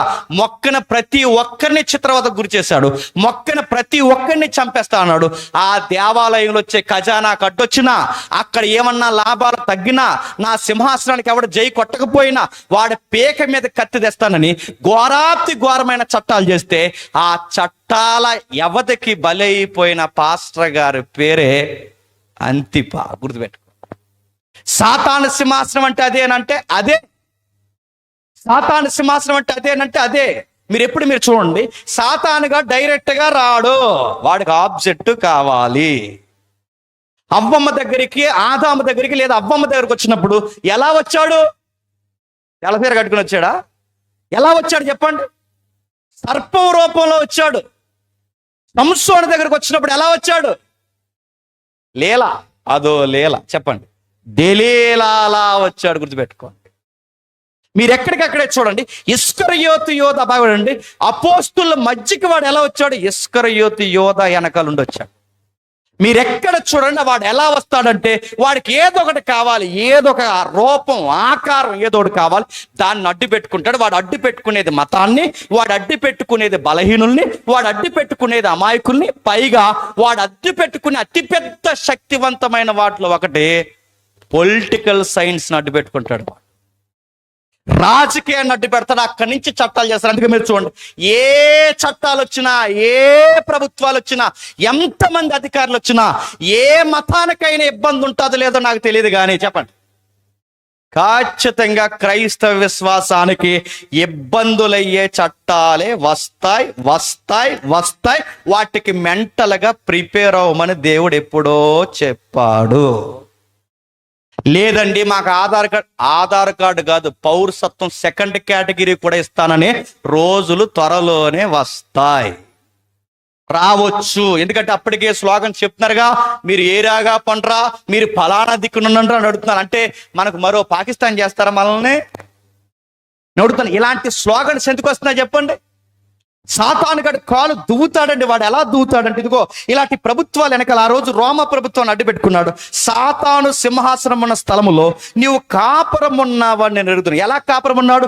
ప్రభుత్వం అక్కడ ఒక ఎజెండా పాతింది, ప్రభుత్వం అక్కడ ఒక పవర్ నియమించింది, ప్రభుత్వం అక్కడ ఒక సింహాసనం వేసింది. ప్రభుత్వం అక్కడి నుంచి స్లోగన్ చెప్తుంది, మొక్కుతారా మొక్కరా, మొక్కుతారా మొక్కరా, మొక్కుతారా మొక్కరంటే అంతిపస్ లాంటి వారు స్ట్రాంగ్ గా నిలబడ్డారు. పాస్టర్ గారు, ఆ పాస్టర్ గారిని చంపేశారు. ఇప్పుడు బాగా వినండి, మొక్కితేనేమో ఆయన చంపేస్తాడు, మొక్కకపోతేనేమో చెప్పండి వీళ్ళు చంపేస్తారు. సాతానుగడి ఇరికింపులు ఎలా ఉంటాయి చెప్పనా? అయితే అటు చెప్పండి, లేకపోతే ఇటు. ఈ రెండు మరణాల్లో విశ్వాసగా ఏ మరణం బెస్ట్ అంటారు చెప్పండి? చావో రేవో నాకిటి మీద చెయ్యేసిన మనం నజరైడైన యేసుని ఎరగమని అతసాక్షులైపోవడమే గొప్ప మరణమని స్టాండింగ్ తీసుకుంటే అంతిపారోజు. మనమైతే ఏమందని చెప్పండి? ఏమంటాం చెప్పనా? సిగ్గులేదు ఈ మధ్యకాలంలో చాలా మందికి. ఏమంటాం చెప్పనా? మనసులో ఉన్నాడండి, పైకి మాత్రం దండం పెట్టండి, ఆ మనసులో ఉంటే సరిపోదండి అన్న. నీలాగే ఏడిసారు ఇశ్రాయేలీ, నీలాగే అన్నారు ఇశ్రాయేల్ అడుగుతున్నాను. ఇశ్రాయేల్ బంగారు దూడను చేసినప్పుడు ఆ దూడకి కెమోస్ అని పేరు పెట్టలేదు, ఆ దూడకి బయలు అని పేరు పెట్టలేదు, ఆ దూడకి మిల్కోము దేవత అని పేరు పెట్టలేదు. ఆ దూడకి ఏమని పేరు పెట్టారు చెప్పండి? యెహోవా. నేను అడుగుతాను, వాళ్ళు మొక్కేది యెహోవానే, ఆ దూడను చేసేది యెహోవా కొరకే. నేను అడుగుతున్నాను, మనస్సులో ఉంటే సరిపోద్ది అనుకుంటే నేను అడుగుతున్నాను, అసలు యెహోవానే మొక్కుతున్నామని ఆకారానికి మొక్కితే ఏం చేశాడు? మెడ తొడ దూడకి వాళ్ళకి నరికి పాడేశాడు. మళ్ళీ చెప్తున్నా, దేవుడు చూసుకునే మళ్ళీ చెప్తున్నాడు, నిన్ను చూస్తాడు ఆయన. దేవుడికి తెలియదండి ఇలాంటి చట్టాలు అనుమతిస్తున్నాడు. ఆయనకు సర్వము తెలుసు. పొట్టికాయలేవో గట్టికాయలేవో నిలబడే గింజలేవో ఎగిరిపోయే పొట్టేదో తేలిపోవాలి అంటే ఇలాంటి చట్టాలు రావాలా వద్దా? మనం వద్దంటాం. మనం ఎలాంటి వాళ్ళు చెప్పినా సెంటర్లో వాళ్ళు రాకూడదు. ఎవరైనా అడగండి, సెంటర్లో వాళ్ళు ఆయన రాకూడదు, ఆయన రాకూడదు కాదు, ఆయనే వస్తాడు. ఎందుకు ఆయన వస్తాడు? సంసోనట దెలీలా తొడ మీద నిద్రపోయాడంట. సంసోనికి ఇంకెక్కడ ప్లేస్ లేదని ఎక్కడ నిద్రపోయాడు చెప్పండి? దెలీలా తొడ మీద నిద్రపోయాడట. ఇప్పుడు సంఘాలు కూడా ఎలా నిద్రపోతాయి? దెలీలా తొడ మీద సంఘాలు ఎలా నిద్రపోతున్నాయి? సంసోన్ ఎలా నిద్రపోయాడో సంఘాలు కూడా అలా నిద్రపోతున్నాయి. ఎంత నిద్రపోయో చెప్పినా పాట కోసం ఏడుస్తారండి, పేరు కోసం ఏడుస్తారండి, ఫోటోల కోసం ఏడుస్తారండి. అడుగుతున్నాను, పిలవకపోతే ఏడుస్తాండి. ఈ ఎదవేడుపులు సంఘంలో ఎక్కువైపోతే సెంటర్లో ఎవడు రావాలి చెప్పండి? తొక్కి పడేసేవాడు రావాలి, మనం గుద్దు పడేసేవాడు రావాలి మనల్ని. మన పీకల మీద కత్తెట్టరే నీ విశ్వాసం ఏంటని అడిగినప్పుడు అలాంటిది వస్తే గాని క్రైస్తవ్యానికి ఐక్యత రాదు. నీ విశ్వాసం ఏంటి నీకు అర్థం కాదు. ఇశ్రాయేలుకి మత్తు ఎక్కువైపోయినప్పుడు మీరు గమనించండి, ఇశ్రాయేలుకి మత్తు ఎక్కువైపోయినప్పుడు అక్కడి నుంచి బబులోను సామ్రాజ్యాన్ని రేపాడు. ఇశ్రాయేలుకి మత్తు ఎక్కువైపోయినప్పుడు మాదీయ పారసికులు రేపాడు. ఈ రెండు రాజ్యాలకి ముందు అసూరు సామ్రాజ్యాన్ని లేపాడు. ఎప్పుడు మత్తు ఎక్కువైతే అప్పుడు సమాజంలో సంఘాన్ని ప్రక్షాళన చేయడానికి వ్యతిరేకమైన ప్రభుత్వాన్ని రేపుతాడు. కానీ దాని వెనకాల తెంగరోళ్ళ పనిచేసేది ఎవడంటే చెప్పండి? ఆడు అనుకుంటాడు క్రైస్తవులు తీసేస్తున్నాం అనుకుంటాడు, వాడనుకుంటాడు దేవుడు రాజ్యాన్ని కొలగొడుతున్నాం అనుకుంటాడు. కానీ దేవుడు అనుకుంటాడు, నువ్వు ఎంత పరీక్ష పెడతావు పెట్టు, నాకు కావలసిన శాసనం ఎప్పటికీ ఉండక మానదు. అందుకే ప్రకటన గ్రంథం మనం చదువుతున్నప్పుడు పెరగమ సంఘం విషయం మనకు చెబుతున్నాడు. సాతాను సింహాసనం ఉన్న స్థలంలో నీవు కాపురం ఉన్నావని నేను ఎరుగుదును, మరియు సాతాన కాపురం ఉన్న ఆ స్థలములో నాయందు విశ్వాసి అయ్యుండి నన్ను గూర్చి సాక్షి అయిన అంతిపనివాడు మీ మధ్య చంపబడిన దినముల్లో నీవు నా నామమును గట్టిగా చేపట్టిదివి. ఇప్పుడు బాగానండి, ఇప్పుడు నేనే బోధిస్తాను అనుకోండి, ఇలా చెబుతుండగా ఎవడో నా మెడ ఠకాలమని వేసి వెళ్ళిపోయాక మీరు ఏం చేస్తారు చెప్పండి? వెంటనే నూతన బ్రదరు ఈ పాస్టర్ గారు ఎవరో లేచి మీరేం కంగారు పడకండి, మిగిలిన వర్తమానాన్ని మనం కొనసాగిద్దామంటే మీరేమంటారు? మీరు సాగించండి, మేము వెళ్తున్నాం అంటారా? నడుతుండ ఉంటారా? సాతానుగాడు చేసే పనినేడు చెప్పనా? మళ్ళీ చెప్తున్నాను, మంద కాపర్ని కొడితే గొర్రెలన్నీ ఏమవుతాయి? ఆ టార్గెట్ ఎప్పుడు ఎలా ఉంటుంది గుర్తుపెట్టుకోండి. వాటి టార్గెట్ ఎప్పుడు కాపర్ల మీద ఉంటుంది, తలకాయల మీద ఉంటుంది. తలకాయని తీసేశారో చెప్పండి, పరారైపోతాయి గొర్రెలన్నీ. అలాంటి ఎత్తుగళ్ళకి వాడు ఏం ఉపయోగించుకుంటాడు? మతాన్ని ఉపయోగించుకుంటాడు, మాయా ఆకారాలను ఉపయోగించుకుంటాడు, మాయా స్వప్నములు ఉపయోగించుకుంటాడు, మూఢనమ్మకాలు ఉపయోగించుకుంటాడు. ఇంకా వాడు ఏం ఉపయోగించుకుంటాడంటే మీరు చూడండి, రాజకీయాన్ని ఉపయోగించుకుంటాడు. ప్రభు అంటున్నాడు, మీ పాస్టర్ గారు చనిపోయినా కానీ మీరు పారిపోలేదు, మీ పాస్టర్ గారు చనిపోయినా కానీ మీరు బెదిరిపోలేదు. మీ పాస్టర్ గారికి ఏమైనా సంగమా, పెరకమం సంగమా, నువ్వు స్టాండింగ్ తీసుకున్నావు, నాకు నచ్చావు. ఆ రోజు నువ్వు చాలా గట్టిగా నిలబడ్డావు. మీ తల లేకపోయినా మేముంటాం దేవా నీ కొరకు సాక్షిగా అన్నాం. కానీ మీరు గుర్తుపెట్టుకోండి, సత్యం చెప్పే బోధకులు కరువైపోతే సాతానుగాడు తీసుకునే రెండవ స్టాండింగ్ ఏంటో తెలుసా? అసత్య బోధకుల్ని తెర మీదకి తెస్తాడు. చంపే కొలది క్రైస్తవులు మళ్ళీ చెప్తున్నాను ప్రాణాలు పెడతారు, రక్తం ఒలికే కొలది ప్రభుకి సాక్షిగా నిలబెడతారు. కానీ వాళ్ళంత స్ట్రాంగ్గా నిలబడకూడదంటే ఏం చేయాలి? బోధ మార్చే. ఏం చేయాలి? బోధ మార్చేయాలి. మళ్ళీ అడుగుతున్నాను, బోధ మార్చేస్తారంటే మార్చేస్తారు. ఎందుకు మార్చేస్తారంటే మీకు తెలుసో లేదో నాకు తెలుసు, నేను చెప్తున్నాను. ప్రభుత్వాలు మారితే ప్రసంగాలు మార్చేసిన బోధకులు ఉన్నారంటే మీరు నమ్మగలరా? పేర్లు అడగండి, బ్రేకులు కూడా అడగండి. ప్రభుత్వాలు మారితే ప్రసంగాలు మార్చేసిన వాళ్ళు ఉన్నారు. ప్రభుత్వాలు మారితే బెదిరిపోయే వాళ్ళు ఉన్నారు. అడ్జస్ట్మెంట్ గాస్పల్ చెప్పే వాళ్ళు ఉన్నారు. అడుగుతాను, చెప్పు. సత్యం చెప్పడానికి నీకు ధైర్యం లేనప్పుడు ఆ బైబిల్ ఎందుకు పట్టుకున్నావు? చెప్పు. ఆ బైబిల్ నువ్వు చెప్పలేనప్పుడు నీకు ఎందుకు అంత ధైర్యం లేనప్పుడు నా వీటి మీద చెయ్యి ఎందుకేసావు? అపోస్తలులు నిలబడిన స్టాండింగ్ అంటే మీరు కొట్టినా తిట్టినా మమ్మల్ని ఎంత చావు దెబ్బలు కొట్టినా మేము కన్న వాటిని ఎన్న వాటిని చెప్పకుండా మీ మాట వినుట కంటే దేవుని మాట వినుట శ్రేష్టం. ఇదిగో మీరు చంపితే మా శరీరాన్నే చంపుతారు, కానీ రక్తాన్ని, శరీరాన్ని, ఆత్మను నశింపజేయు దేవునికి మిక్కిలి మేము భయపడుతున్నాను. వణికి సేవ చేస్తారు. ఈరోజు రాయితీలు పోతాయంటే మానేస్తున్నాం. రైట్, బండ బొట్టెట్టుకోరంటే వేసుకుంటున్నారు. నాడు బెదిరించేస్తే భయపడిపోతున్నారు. నడుతున్నాను, ఒక భయాల ఎన్ని భయాలు పెడుతున్నారు. నడుతున్నాను, రోడ్డు మీద నిలబెట్టి బెదిరిస్తే నేను వాళ్ళని కొట్టమని అంటలేదు, వాళ్ళని తిరగబడమని అంటలేదు. మహా అయితే మళ్ళీ చెప్తున్నాను, స్ట్రాంగ్గా చెప్పండి. మీరు చెప్పినవి మేము చేయలేము, మా విశ్వాసాన్ని మేము పోగొట్టుకోలేమని స్ట్రాంగ్గా చెప్పాలి. అలా చెప్పాలి అంటే మనం రేపేది ఒకటి ఉంటుంది, దాని పేరు సత్యం. ఆ సత్యం ఎప్పటికప్పుడు మనకు అందాలి. అది ఊపిరిలాగా, ఆక్సిజన్ లాగా ఎప్పటికప్పుడే మనకి ఎప్పుడైతే సత్యాన్ని పీల్చుకొని వదులుతామో ఆ సత్యం మనతో మాట్లాడేస్తుంది. కానీ ఆ ఊపిరి లాంటి సత్యాన్ని బంధించేశారట. సంఘానికి ఉంటే అతిపెద్ద ప్రాబ్లం అదేనండి. సత్యం చెప్పే వాళ్ళని సాతాను కూడా పక్క నుంచి ఏరేస్తే తర్వాత వాడు చేసే పని అడ్జస్ట్మెంట్ గాస్పల్ చెప్పే స్పీకర్లను తీసుకొచ్చేస్తాడు. ఇంకా వాళ్ళకి కర్ర ఎరగదు, చెప్పండి, పాము సావదు, ఇంకెలాంటి పాటలు చెప్తారంటే ఇదిగో ఇలాంటి అడ్జస్ట్మెంట్ అంటే గవర్నమెంట్కి తిరగబడమని అంటలేదు, గవర్నమెంట్కి ఏం చేసినా అంటారు అన్నమాట. ఎలాంటి పని చేస్తారు కిందకి చెప్తున్నాడు చూడండి 14 వచనం. అయినను నేను నీ మీద కొన్ని తప్పుదమ్ములు మోపవలసిన్నది, అవేమనగా విగ్రహములకు బలిచ్చిన వాటిని తిననట్లును, జారత్వము చేయనట్లును, ఇశ్రాయేలుకి ఉరియొడ్డవలనని బాలాకునకు నేర్పిన బిలాము బోధను అనుసరించువారు నీలో ఉన్నారు. ప్రశ్న, ఎలాంటి బోధ వచ్చిందంటే తినేండ్రా అన్నారు. ఎందుకు తినేయమంటున్నారు అంటే, మరి ఇప్పుడు ఆ పెరగం గుళ్ళో ఉన్న తినకపోతే ఎవరితో ప్రాబ్లం వస్తుంది మనకి? చెప్పండి, ప్రభుత్వంతో ప్రాబ్లం వస్తుంది. ఎందుకు? ఖజానాకి దెబ్బతింటే మనకు ప్రాబ్లం వస్తుంది. కాబట్టి ప్రభుత్వానికి మనం వ్యతిరేకంగా ఉండకూడదు. మనం ఏం చేద్దామంటే ప్రార్థన చేసుకుని తినేండ్రా అన్నారు. నేను ఎవరిని ఉద్దేశించి చెప్పట్లేదండోయ్, మళ్ళీ చెప్తున్నాను, మీకు ఒకటి చెప్తుంటే అర్థమవుద్ది. నేను యథార్థంగా సత్యం చెప్తున్నాను. 2000 సంవత్సరాల క్రితం జరుగుతున్న విషయాలు చెప్తున్నాను. మీకు ఎవరు స్ట్రైక్ అయితే నాకు సంబంధం లేదు. నేను ఉన్న విషయాలు చెప్తున్నాను, నా బిడ్డ మీద ఆనబెట్టి చెప్తున్నాను, ఉన్నట్టుగా చెప్తున్నాను. మీకు ఎవరు స్ట్రైక్ అయినా నాకు సంబంధం లేదు. ఆ రోజు బిలాము బోధ ఏమని చెప్తున్నాడు చూడండి. బిలాము బోధ చెప్తున్నాడు, ఇశ్రాయేలుకి ఊరువడ్డ వల్ల. అంటే బిలాము గడు ఏం చేశాడు?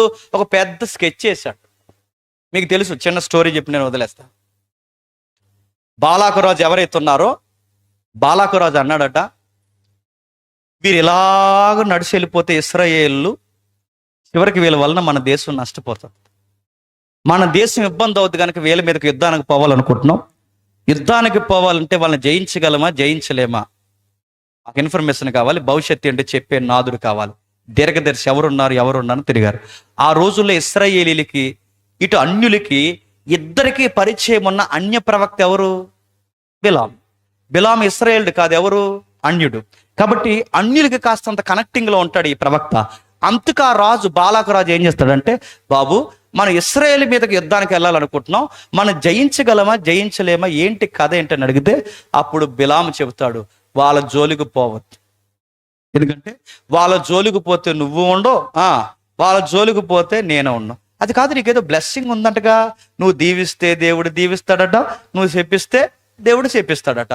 ఇంత గొప్ప బ్లెస్సింగ్స్ నీకు ఉన్నప్పుడు నీకు భయం ఏంటి అంటే, నువ్వు అదేదో ఆ సాప్ మీద ఇశ్రాయేల్ మీద పెట్టొచ్చుగా అంటే అప్పుడు ఆ బిలాం అంటాడు, అంటే పెడుదును పెట్టలేను అంటాడు. అంటే వాళ్ళ మీదకి నేను చెయ్యెత్తితే నేను సాక్షాత్తు ఎవరి కనుగుడ్లో ఏలెట్టినట్టు? యెహోవా కనుగుడ్లో ఏలెట్టినట్టు.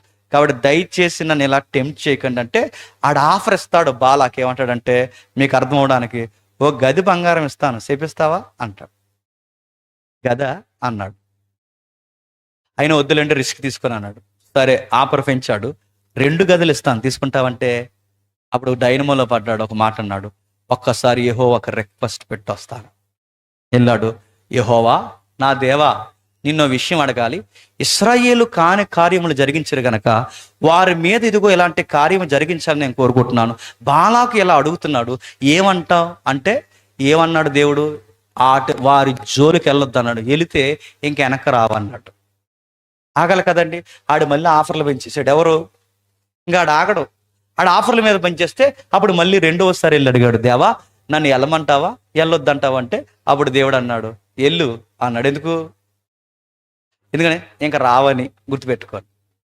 దేవుడిని కొన్నిసార్లు ప్రేయర్ చేస్తున్నప్పుడు గుర్తుపెట్టుకోండి, ఒకసారి ప్రేయర్ చేయి, వెయిట్ చేయి, ఎదురు చూడు, ఎదురు చూడు, ఎదురు చూడు. జరగట్లేదా? దేవుని చిత్తం ఏదో ఉందని దేవునికి వదిలే. ప్రతిసారి చేస్తావా చేయవా? 3 రోజుల నుంచి ఉపవాసం ఉన్నాను, 2 వారాలు అయిపోయిన ప్రభువా, నా మొర వినవా, నన్ను పట్టించుకోవా, ఈ అమాయకుడు మాట నీకు లెక్కలేనట్టుగా ఉందా? నా సంగతి ఏంటంటే దేవుడు చెప్తాడు, ఎంత చెప్పినా వెళ్ళొద్దు అన్నప్పుడు వెళ్తాను, ఎల్లు అయితే అంటాడు. ఇళ్ళకి ఏం చెప్తావు? పెద్ద దేవదూత కత్తెట్టి నిలబడింది. ఎవరికి వ్యతిరేకంగానే? నరికి పడే బిలామని అన్నాడు. అంతే. మీకు అర్థం కావాలని ఒక ఉదాహరణ చెప్తాను. రే ఆ సంబంధం వద్దురా అని చెప్తాడు. నువ్వేం చేస్తావు? ప్రభువా ఒకసారి ఆలోచించు ప్రభు, నా కళ్ళతో చూడు, ఇలాంటివన్నీ చెప్తాడు. దేవుడు వద్దంటాడు. కొన్ని గుర్తులు వస్తాయి, ఏదో ఆటంకాలు ఇబ్బందులు ఏమి వస్తాయి. నువ్వు వినవు. నేను వెళ్తున్నాను ప్రభు అంటే దేవుడు అంటాడు, ఎల్లు అయితే అంటాడు. ఆ వెళ్ళిన తర్వాత ఆఫ్టర్ 1 year తర్వాత, ఏంటి ప్రభు ఎలాంటి కార్యం చేసావంటే అప్పుడు చెప్పాడుగా. ఇప్పుడు నీకు అడగడానికి రైట్స్ ఉన్నాయా? బిలాం చేసిన పనులు కూడా అలాంటివే. వద్దన్నప్పుడు మానేయాలి. వద్దన్న దానికి మళ్ళీ వెళ్తాంటే వద్దండి. దేవుడితో వచ్చిన గొడవదే. ముందు వద్దంటాడు, తర్వాత వెళ్తాంటే వద్దండు, ఎల్లు అయితే అంటాడు. ఎందుకు? తీసి పడేయడానికి రెడీ అయిపోతాడు, వదిలేయడానికి రెడీ అయిపోతాడు. కొన్నిసార్లు వెయిట్ చేయి, ఎదురు చూడు. అలా ఎదురు చూడలో ఆయన సమాధానం ఏదో ఉంటుంది. ఏదైనా ప్రార్థనలో ఒక పదం నేర్చుకోండి, ఏమి జరిగినా నీ చిత్తమే సిద్ధించుగాక. అది నీకు మంచిది, దేవునికి మహిమ. నీకు మంచిది, దేవునికి మహిమ. అలా కాకుండా డిక్లైర్ ప్రేయర్స్ చేయకండి, పోతారు త్వరలోనే. అలాంటి ప్రార్థన చేయకండి. ఇది చేస్తావా చేయబట్టి చేస్తావా చేయ, ఆయన చేయనని ఏమండు, ఎల్లు అయితే అంటాడు. మన దరిద్రం ఏంటో మనం చేసుకుని మన నెత్తి మీదకి రావాలని ఆయన కొన్నిసార్లు అనుమతిస్తాడు. బిలాం ఇలా చేశాడు, వెళ్ళాడు, గాడి తిరగబడింది మనకు తెలుసు, ఆ స్టోరీ అంతా మనకు తెలుసు. ఆ తర్వాత ఏం జరిగిందో మనకు తెలుసు. బాబు ఒక విషయం అర్థమైంది, రాత్రి చాలా మాస్ వార్నింగ్ ఇచ్చాడు దేవుడు. అంటే ఏంటంటే ఇంకేమీ లేదు, ఇంకా నువ్వు ఉండు, నేను ఉండు. రాత్రి మహాదేవదూత కత్తెట్టి నిలబడింది, నా వల్ల అవదయ్యి అంటే మరి ఎలా, వీళ్ళని తీసేయాలంటే ఎలా అంటే ఒక ఐడియా ఉంది. ఆ ఐడియా ఏంటో కాదు, హనీ ట్రాప్ అన్నాడు. హనీ ట్రాప్ అంటే తేనెస్తారని కాదు. హనీ ట్రాప్ అంటే తేనెలా మాట్లాడి ఒక బ్యాచ్ని దించమన్నాడు. వాళ్ళు ఎక్కడ ఉంటారు? అదిగో మీ గుళ్ళో కొంతమంది ఉన్నారుగా దేవదాసీలు. ఆ రోజుల్లో దేవదాసి వ్యవస్థ అంటారు. ఆ దేవదాసీలు ఎవరైతే ఉన్నారో వాళ్ళని అలాగ క్యాట్ వాక్ చేసుకుంటూ అలా రమ్మను, అలా వయ్యారంగా అలా నడుచుకుంటూ వస్తే మా బ్యాచ్ని ఎలా తీసుకొస్తాను. మా బ్యాచ్ ఎవరు? ఇశ్రాయేల్. వీళ్ళు ఎలా చూసుకుంటూ వచ్చేసరికి వాళ్ళు అక్కడి నుంచి హాయ్ అన్నారట, మన వాళ్ళు ఓయ్ అన్నారట. ఏం చేస్తున్నారు అన్నారట, వెయిట్ చేస్తున్నాం అన్నారట, రండి అన్నారట, వస్తున్నాం అని పోయారట. ఏంటి సంగతులు అన్నారట, తర్వాత మాట్లాడుకుందాం, మరేంటి, రండి వర్షిప్ చేద్దాం అన్నారు. ఏం వర్షిప్? ఆ దేవతకి వర్షిప్. ఏం చేశారు? ఆ వర్షిప్లోకి వెళ్ళారు. ఏం జరిగింది మనకు తెలుసు. ఏం జరిగిందో చెప్పనా? ఏం జరిగింది ఏంటి, అక్కడ విగ్రహాలను మొక్కి ఆ విగ్రహాలకు అర్పించినవి తిని, ఆ విగ్రహాలకు అర్పించి తినడమే కాకుండా వాళ్ళతో వ్యభిచారము చేశారు. దేవుడు ఏం చేశాడు? మీరు ఇంటికి వెళ్ళి చదవండి ఆ సంఖ్యాకాండం 25వ అధ్యాయం. బిలామును చంపేశాడు. ఈయన ఎంకరేజ్ చేసిన గోత్రకర్తలను చంపేశాడు. ఎవరెవరైతే ఉన్నారో వాళ్ళందరినీ చంపి పాడేశాడు. మీరు గమనించండి, బిలాం ఏమనుకున్నాడంటే, మన చేతికి మట్టి అంటుకోకుండా, నీకు నాకు సంబంధం లేకుండా ఇశ్రాయేలు మీదకి దేవుని ఖడ్గం లెగాలని వాళ్ళు ఏం చేశారంటే, ఆ బిలాము బాలాకు కలిసి చేసిన పని దేవునికి వ్యతిరేకంగా విగ్రహాలకు అర్పించినవి తినేలాగా చేశారు. ఇప్పుడు చెప్పండి, ఇక్కడ కూడా కొత్త బోధ స్టార్ట్ చేశారంట. అంటే ఇప్పుడు సేవకులు ఎలా తయారైపోయారంటే పెరగం ఏరియాలో, అరే మనం ఏమి చేయొద్దు, వాళ్ళు తెలియకుండా చేస్తున్నారు. ఏమనంటే వాళ్ళు తెలియకుండా చేస్తున్న పని మనం రాజుకు చేయకూడదాం, మనసులో మాత్రం ఎవరికి ప్రేయర్ చేద్దాం, దేవుడికి ప్రార్థించాం. మనం రాజుకు చేయకూడదాం, మనసులో మాత్రం దేవుడికి ప్రేయర్ చేద్దాం. మనం దేవత ముందు దండం పెడతాం, కానీ మనసులో మాత్రం ఎవరిని పెట్టుకుందాం, దేవుని పెట్టుకుందాం. ఇలాంటి రాశి బోధ ఎప్పుడైతే తెచ్చారో, తినండి తప్పేముంది, సమస్తము, అక్కడ మీరు కామెంటరీలు మీరు చదువుకోండి, సమస్తము దేవుడు చేసిందేగా, పదార్థంలో ఏముంటుందని చెప్పి తినేయడం మొదలు పెట్టారంట. అంతే, దేవుడు ఇన్వాల్వ్ అయ్యాడు. ఏం చేస్తాడు, నీ మీద కొన్ని తప్పుదమ్ములు మోపవలసి ఉంది, మీరు వాటిని తింటున్నారు గనక మీ సంగతి చూస్తానన్నాడు. ఏం చూస్తా ప్రభు అంటే ఈక్వల్గా ఇదే బోధ పక్కన మరొక సంఘానికి వచ్చింది. మీరు చూడండి, తుయతరలో ఆ సంఘపు దూతతో కూడా మాట్లాడుతూ ఏమంటాడు 20వ వచనంలో చూడండి. 20వ వచనంలో, అయినను నీ మీద తప్పు ఒకటి నేను మోపవలసి ఉన్నది, అది ఏమనగా తాను ప్రవక్తనని చెప్పుకొనుచున్న యెజెబెలు స్త్రీని ఉండనిచ్చుచున్నావు, జారత్వము చేయుటకును విగ్రహాలకు బలిచ్చిన వాటిని తిననట్లును అది తన దాసులకు బోధించుచు వారిని మోసపరుచుచున్నది. మారు మనసు పొందుటకు నేను దానికి సమయం ఇచ్చుతాను గాని అది తన జారత్వం విడిచిపెట్టి మారు మనసు పొందనలదు. ఇదిగో దాన్ని మంచము పట్టించి దానితో కూడా వ్యభిచరించి వారిని దాని క్రియ విషయమై మారు మనసు పొందితే గాని వారికి బహు శ్రమల పాలు చేస్తుందని దాని పిల్లలను నిశ్చయముగా చంపేస్తాను. మళ్ళీ అడుగుతున్నాను చూడండి, సాతానుగాడు చేసే పనులు ఎలా ఉంటాయంటే, ఒకటి పూర్తిగా దేవుడికైనా లోబడాలి, లేదా చట్టాలకైనా దొరికాలి, లేదా ఏదో ఒక ఆకారాల జోలికైనా పోవాలి. ఈ మూడిట్లో ఏదో ఒక స్టాండింగ్ ఏం తీసుకోవాలో నీకు తెలియకపోతే వాడు రెండింటిని ఎరేస్తాడు. ఒకటి మతమా రాజరికమా, మతమా చట్టమా, ఈ రెండిట్లో ఏదో ఒక స్టాండింగ్ నువ్వు రాజీ పడిపోయి తీసుకుంటే ఇప్పుడు నీ మీదకి ఎగేసుకుని వచ్చేది ఎవరో తెలుసా, ఈ బైబిల్ దేవుడు నీకు ఎదురు నిలబడుతుంది. ఆ రోజు బాలాకు బిలాము కలిసి చేతికి మట్టంటుకోకుండా దేవుడి మీదకి ప్రజల్ని ఎలాగైతే రేపి ప్రజల మీదకి దేవుడిని ఎలాగైతే వ్యతిరేకం చేశారో, ఇప్పుడు కూడా సాతానుగాడు చేసిన అసత్యాన్ని అడ్డు పెట్టుకుని చేసే పని ఏంటంటే దేవుడికి తెలియకుండానే ప్రజల్ని చెప్పండి వ్యతిరేకం చేస్తాడు వాడు. పర్లేదు పర్లేదు పర్లేదు. అందుకే ఈ మధ్యకాలంలో ఎక్కువగా తెర మీదకి వస్తున్న ఒక మాటల్లో మాట్లాడి చెప్పిన అందరు దేవుళ్ళో చెప్పండి, ఈయన కూడా ఒక దేవుడు, సర్వమత చెప్పండి. మొన్న పిలిచారు నన్ను ఒక స్టూడియోకి ఈ కాన్సెప్ట్ మాట్లాడడానికి, ఈ కాన్సెప్ట్ మాట్లాడడానికి స్టూడియోకి పిలిచారు. కొంతమంది స్పీకర్లు కలిసి, బ్రదర్ మనం అందరం ఇప్పుడు ఎవరైతే మొదలు ఉన్నారో చూసారో వీళ్ళందరూ కలిసి మనందరం ఒక ఫైట్ చేద్దాం, మనం అందరం గొడవలు ఏం పెట్టుకోవద్దు, మీ దేవుడిని మేమేమనం మా దేవుడిని ఏమనకండి, మనం అందరం సర్వమత సమ్మేళనం చేద్దామంటే మీరు చెయ్యండి, నేను రానని చెప్పాను. నేను రాలేను, ఎందుకంటే సర్వమత సమ్మేళనం ఈ దేవుడిని కలిపేయడం ఏంటి, అసలు ఈ దేవుడికి ఉన్నదే ప్రత్యేకత. ఈ దేవుడికి సమాజానికి పడకపోవడానికి కారణమే నేను ప్రత్యేకమైన వాడిని, నేను తప్ప చెప్పండి వేరొక దేవుడు లేడని ఒక స్ట్రాంగ్ స్టేట్మెంట్ ఆయన ఎలిబరేట్గా ఇచ్చినప్పుడు ఆయన ఎక్కడికో తీసుకెళ్లి కలిపేస్తారంటే ఆయన ఊరుకుంటాడా? అది 2000 సంవత్సరాల క్రితమైన ఊరుకోడు, దానియేలు కాలమైన ఊరుకోడు, ఏ కాలమైనా ఈ కాలమైన ఊరుకోడుగాక ఊరుకోడు. ఆ రోజు కలిపేస్తాడు. అందుకే ఆయన చెబుతున్నాడు, ఈ బోధ ఎవరైతే చేస్తారో వాళ్ళ సంగతి తెలుస్తాడట.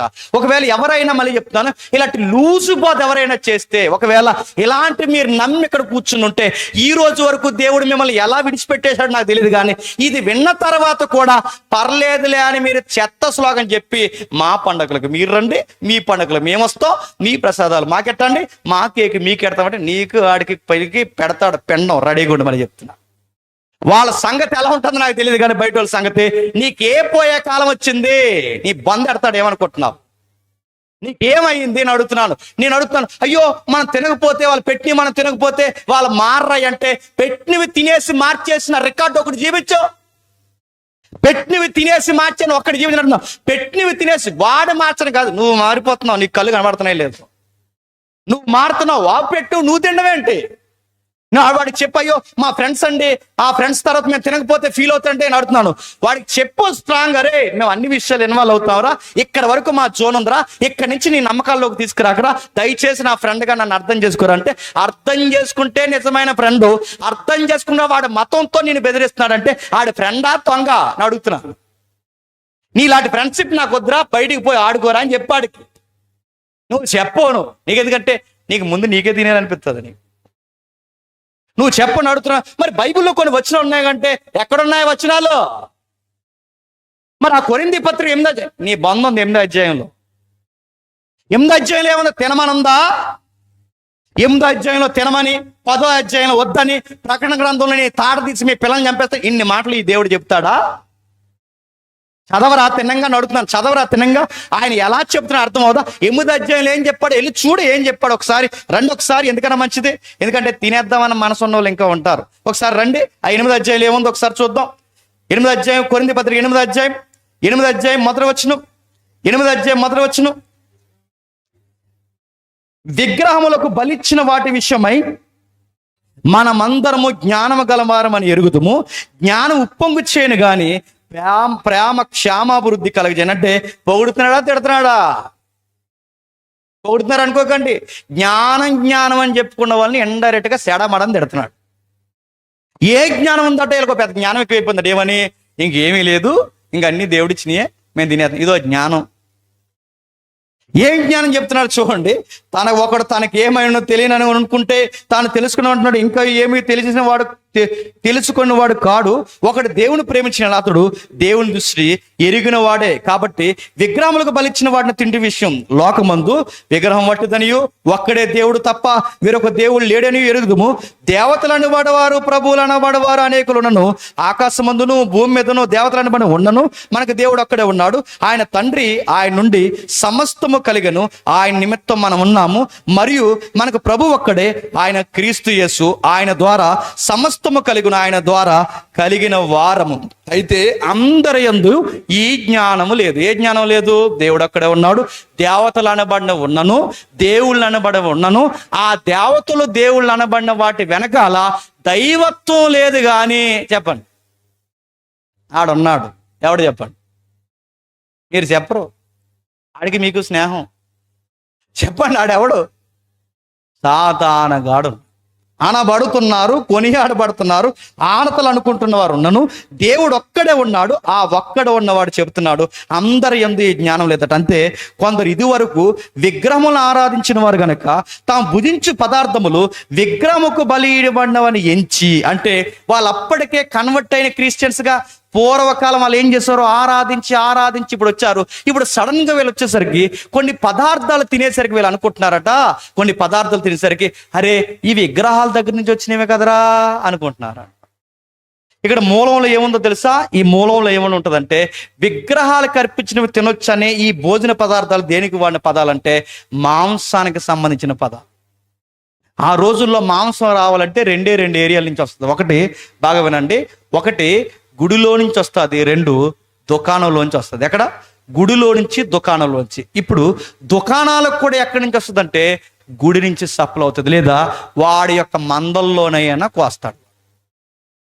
ఈ రెండు విషయాలు వాళ్ళకి తెలుసట. అంటే ఇప్పుడు దుకాణంలో, ఆ దుకాణం ఏదైతే ఉందో ఆ కటికవాణి అంగడిలో ఇప్పుడు మనం మాంసం కొనుక్కుంటున్నాం. ఈ మాంసం ఎక్కడి నుంచి వస్తుంది? గుడుల నుంచి సప్లై అవుతుంది కనుక ఇప్పుడు మనం తింటే ఇండైరెక్ట్ గా విగ్రహాలకు అర్పించి తిన్నట్టేగా అని ఫీల్ అవ్వకండి. ఎందుకంటే నేను ఒక రాయితీ ఇస్తున్నాను ప్రభుని బట్టి. కటికి వాని అంగళ్ళలో ఏది అమ్ముతున్నారో మీరు విచారణ ఏమీ చేయకుండా ప్రేయర్ చేసుకుని తినండి. ఎక్కడి నుంచి కొనుక్కుంటున్నారు అనవసరం. ఆడ దేవతకు ప్రార్థన చేస్తున్నాడా, లేకపోతే ఎక్కడి నుంచో కొనుక్కుని తెచ్చుకున్నాడా, ఈడు ఎలాగ అమ్ముతున్నాడు అనవసరం. ఎందుకంటే మీ డబ్బులు ఇచ్చి కొనుక్కుంటున్నారు కనుక ఒకవేళ అశుద్ధం ఏదైనా ఉంటే ఆ దుకాణంలోంచి తెచ్చుకున్న దానికి ప్రేయర్ చేసి తినేయండి. రాయితీ మర్చిపోకండి. దుకాణం దగ్గర నుంచి తెచ్చినప్పుడే ప్రేయర్ చేసుకుని తినాలి. కానీ మన వాళ్ళు ఎక్కడ ప్రేయర్ చేస్తున్నారు? మాకెట్టు చెప్పండి, మేము ప్రార్థన చేసుకుని తింటామన్నారట. మూతంటిపది మళ్ళీ చెప్తున్నా. నువ్వెక్కడ ప్రేయర్ చేయాలి? దుకాణం దగ్గర చేయి. నువ్వు కొనుక్కుంటున్నావు నీ కష్టం ఇచ్చి. అక్కడ బైబిల్ సౌలభ్యం ఇచ్చిందిగా, అక్కడ బైబిల్ రాయితీ ఇచ్చిందిగా, అక్కడ చూడు, అక్కడ నేర్చుకుని అక్కడ భుజించు. అందుకే వారు భుజించు పదార్థములు వాళ్ళు అనుకుంటున్నారట ఇవి పలానా దిక్కుని అర్పించి తెచ్చిన కనుక భుజిస్తున్నారు, ఎంచి భుజిస్తున్నారు. కానీ అయినా ఒక మాట చెప్పాలి, వారి మనస్సాక్షి బలహీనమై అపవిత్రమవుతున్నది. భోజనం బట్టి దేవుని ఎదుట మనం మెప్పు పొందము. ఏ భోజనం?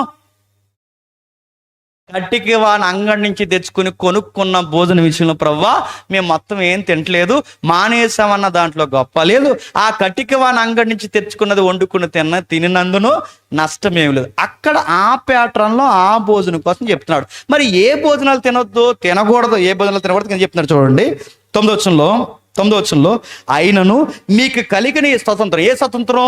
దుకాణాల దగ్గర కొనుక్కుని ప్రేయర్ చేసుకుని తినమన్న ఈ స్వతంత్రం మీకుందని, ఈ కొనుక్కుని తినమని ఈ స్వేచ్ఛ మీకుందని బలహీనులకు అభ్యంతరం కలగకుండా చూసుకోండి. ఎందుకంటే అనగా జ్ఞానము గల నీవు విగ్రహాలయమందు భోజన పక్తి కూర్చొని ఉండగా, ఎక్కడంట చెప్పండి, విగ్రహం దగ్గర కాదు, చెప్పండి, విగ్రహాలయమందు. మీరు మూలం చదవండి, టెంపుల్ ప్లేస్ అని ఉంటుంది. అంటే విగ్రహాలయం మందు నువ్వు భోజనాలకు వెళ్తావు. అంటే ఇప్పుడంటే కళ్యాణ మండపాలు ఉన్నాయండి, ఇప్పుడంటే ఫంక్షన్ హాల్ ఉన్నాయండి. పూర్వం ఏమున్నాయండి? ఎక్కడ ఏ ఫంక్షన్ జరగాలని, ఏ పెళ్లి జరగాలని ఎక్కడ జరిగేది చెప్పండి? గుళ్ళో జరిగేది. ఇప్పుడు గుళ్ళో పెళ్లి జరిగితే, ఏ ఫంక్షన్ జరిగితే, లేకపోతే సామాజిక కార్యక్రమం, అందరికీ పార్టీ కార్యక్రమాలు ఏదో జరిగితే ఆ గుడిలో భోజనాలు జరిగే సమయంలో అందరూ అక్కడికి వెళ్ళినప్పుడు భోజనాలు పెడుతున్నప్పుడు నువ్వు భోజనాలు కూర్చుంటావు. ఎక్కడ? ఆ గుడిలో భోజనాలు కూర్చుంటావు. ఆ గుడిలో భోజనాలు కూర్చుని తింటే అప్పుడే మారినోడు నిన్ను చూసి ఏమనుకుంటాడంటే, అన్నయ్య గుళ్ళో భోజనాలు తినేస్తున్నాడు అని చెప్పాడు. ఏమనుకుంటాడట? బాగా వినండి, నువ్వు తినే భోజనాలు ఏంటి ఎందుకు? గుళ్ళో పెళ్లి భోజనాలు. కానీ ఆ భోజనాలు చూసినోడు ఏమనుకుంటాడట? అన్నయ్యే విగ్రహాలకు అర్పించే తినేస్తున్నాడు అని. ఆడు సరాసరి ఎక్కడికి వెళ్తాడు రాస్తున్నాడు చూడండి, విగ్రహాలయమందు భోజన పక్తి. మర్చిపోకండి, భోజన పక్తి అంటే అక్కడ భోజన కార్యక్రమాలు జరుగుతున్నాయి, అక్కడ ఒకడు కూర్చుని చూస్తే ఆ బలహీన మనస్సాక్షి గలవాడు విగ్రహాలకు బలి ఇవ్వబడిన పదార్థాలు తినుటకు ధైర్యము తెచ్చుకున్న కదా. అంటే మీకు ఏమర్థమవుతుంది? ఒకే వచనంలో 2 భోజనాలు ఉన్నాయా లేదా? ఆ ఒకే వచనంలో 2 భోజనాలు ఏంటి? ఒకటి సామాజిక భోజనాలు, 2 చెప్పండి, విగ్రహాలకు అర్పించే భోజనాలు. నువ్వు తినే భోజనాలు సాదా సీదా భోజనమే తింటున్నావు, కానీ నువ్వు తినేది ఎక్కడ తింటున్నావు? గుడి దగ్గర తింటున్నావు. ఇప్పుడు ఆ గుడి దగ్గర తింటే, ఈ గుడిలో తింటున్నప్పుడు సామాన్యుడు చూస్తే ఏమనుకుంటాడు చెప్పండి? అన్నయ్య తింటున్నాడు, ఇక నేను తింటే ఏమందరని. ఇది డైరెక్ట్ ఈ భోజనాల్లో కూర్చోకుండా వెళ్ళి ఎక్కడ కూర్చుంటాడు చెప్పండి? నీ సంగతి తెలుతున్నాడు, గుర్తుపెట్టు. ఎక్కడైనా 8వ అధ్యాయంలో మీరు చూడండి, విగ్రహాలకు అర్పించిన తినొచ్చనందా?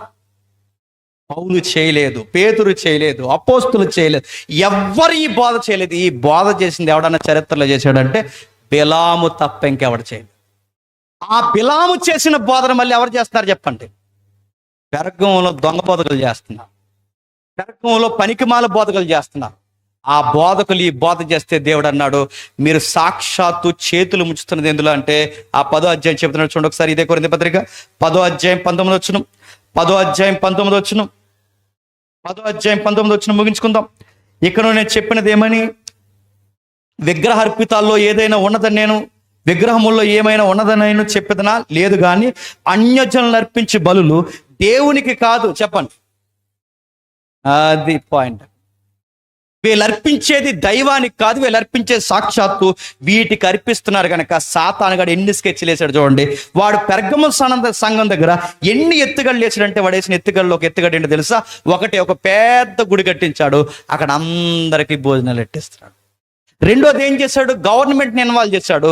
ఆ గవర్నమెంట్ని ఇన్వాల్వ్ చేసిన తర్వాత వాడు చేస్తున్న రెండో పని ఏంటంటే, మొక్కుతారా మొక్కరా అని అడుగుతున్నాడు. ఒకటి, ప్రభుత్వం నుంచి ఇబ్బంది. 2, మతం నుంచి ఇబ్బంది. ప్రభుత్వాన్ని మతాన్ని కూడా ఇబ్బంది పెట్టి వీడు చేస్తున్న పని ఏంటో తెలుసా? ఒక సగటు విశ్వాసిని దేవునికి వ్యతిరేకంగా నిలబెడతాడు. ఒక సగటు విశ్వాసిని ఎరకాటంలో పడేస్తాడు. మొక్కితేనేమో ఆయనతో గొడవ, మొక్కకపోతేనేమో ప్రభుత్వంతో గొడవ. లైవ్ వెళ్తుంది అనుకుంటే వెళ్ళినా పర్లేదు, నేను చెప్తున్నాను వినండి. ఈ ప్రాబ్లం ఫేస్ చేసిన వాళ్ళకి అర్థమవుద్ది. మీరు వెళ్ళి పెళ్లి సర్టిఫికేట్ అడగండి, బయటికి వెళ్ళి నీ భార్య నువ్వు కలిసి మీ ఇద్దరికి పెళ్లి సర్టిఫికేట్ ఇవ్వమని అడగండి గవర్నమెంట్ని. ఏమని చెప్తారు చెప్పనా? నీకు సర్టిఫికేట్ ఇవ్వాలంటే మీ పెళ్ళి అలా జరిగిందని చెబితే కానీ మీకు సర్టిఫికేట్ ఇవ్వ. మళ్ళీ వేరొక ప్రత్యేక లెటర్ పెట్టుకుని దానికి ఒక రికమెండేషన్ చేస్తే కానీ నీకు ధ్రువపత్రం రాదు. మరి పాస్టర్ గారు చేస్తున్నారు అంటే చేస్తారు, పని వస్తే ఆ సర్టిఫికేట్ దేనికి పనికి రాదు. మీరు కావాలంటే చూడండి, ఇన్ని చట్టాలు, ఇన్ని వంకలు, ఇన్ని తెలియని ఎన్నో ఎన్నో ఎత్తుగళ్ళు సాతానుగాడు వ్యతిరేకంగా సమాజంలో క్రైస్తవ్యానికి వ్యతిరేకంగా నిలబెడతాడు. ఇది అందరికి అర్థం కాదు. యోహాను అన్నాడు, చెవిగలవాడు చెప్పండి వినునుగా. ఇది అందరికి ఎక్కదు. చెవిగలవాడు వాడికి స్పష్టంగా ఎక్కడ దొరుకుతాడంటే, వాడిని చూడండి ఎలా పనిచేస్తున్నాడు. వాడి సింహాసనం డైరెక్ట్గా వేసుకోడు, ఒక రాజును కూర్చోబెట్టి వెనకాల వేసుకుంటాడు. వాడు డైరెక్ట్గా ఆర్తలు అందుకోడు, ఎదురుగా ఒక ఆకారాన్ని బట్టి వెనకాల కూర్చుంటాడు. వాడు డైరెక్ట్గా నీతో ఫైట్ చేయడు. సర్పం ద్వారా జంటను ఎలా కుట్టాడో, స్త్రీ ద్వారా సంసోన్ని ఎలా కుట్టాడో, యోధా ద్వారా సేవను ఎలా కుట్టాడో, ప్రతి తరంలో ఏదొక వ్యక్తినో శక్తినో సింహాసనాన్నో ఖచ్చితంగా వాడు ఉపయోగించుకుంటాడు. ఇప్పుడు అడుగుతున్నాను, సేమ్ పరిస్థితిలో ఇప్పుడు వచ్చాయి లేదా చెప్పండి? వచ్చాయి. మెల్లమెల్లగా మారుతున్నాయి. మొన్న ఒక జడ్జిమెంట్ వచ్చింది, ఎంతమంది చూసారో? High court judgement. క్రైస్తవులు అయిన తర్వాతట కొన్ని రాయితీలట, ముఖ్యంగా ఎస్సీ ఎస్టీ కేటగిరీ పవర్ క్రిస్టియానిటీకి వర్తించదని జడ్జిమెంట్ ఇచ్చింది మొన్న హైకోర్టు. ఇంకేమనాలండి? ఇంకేమనాలి చెప్పండి? ఎంత వ్యతిరేకత మీరు చూడండి. నిన్నగాక మొన్న ఇది కంపేర్ చేస్తున్నాను ఏమనుకోకండి. నాకు భారతదేశం మీద ప్రేమ ఉంది, నాకు భారతీయుల పట్ల ప్రేమ ఉంది. కానీ మళ్ళీ అడుగుతున్నాను, నిన్నగాక మొన్న జమ్మూ కాశ్మీర్లో ఆ పనికి మాలిన ఎదవలు ఉగ్రవాదులు వచ్చి అమాయకుల్ని మతం పేరు వాళ్ళ పేరు అడిగి చంపేశారన్న దరిద్రం వార్త మనం విన్నాం. మూర్ఖులు వచ్చి అమాయకుల్ని చంపేశారు. వెంటనే స్పందించారు, లేచి అక్కడ దాళ్ళు ఎలా చేస్తున్నారు చూస్తున్నారు. ఇంత బాగా వెంటనే చర్యలు తీసుకున్నారే. మణిపూర్లో అంతమంది క్రైస్తవులు చనిపోతే అడుగుతున్నారు, కనీసం పేరు పార్లమెంట్లో అధికారికంగా మాట్లాడిన ప్రజెంట్ అధికారిని ఒకరిని చూపించండి. ఉండదు.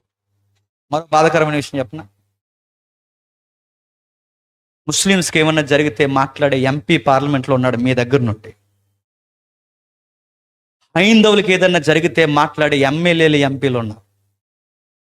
కానీ క్రైస్తవులకి ఏదైనా జరిగితే మాట్లాడే ఒక్క వాయిస్ చూపించండి. ఒక్క వాయిస్ ఉండదు. ఉండెవరు మళ్ళీ చెప్తారు.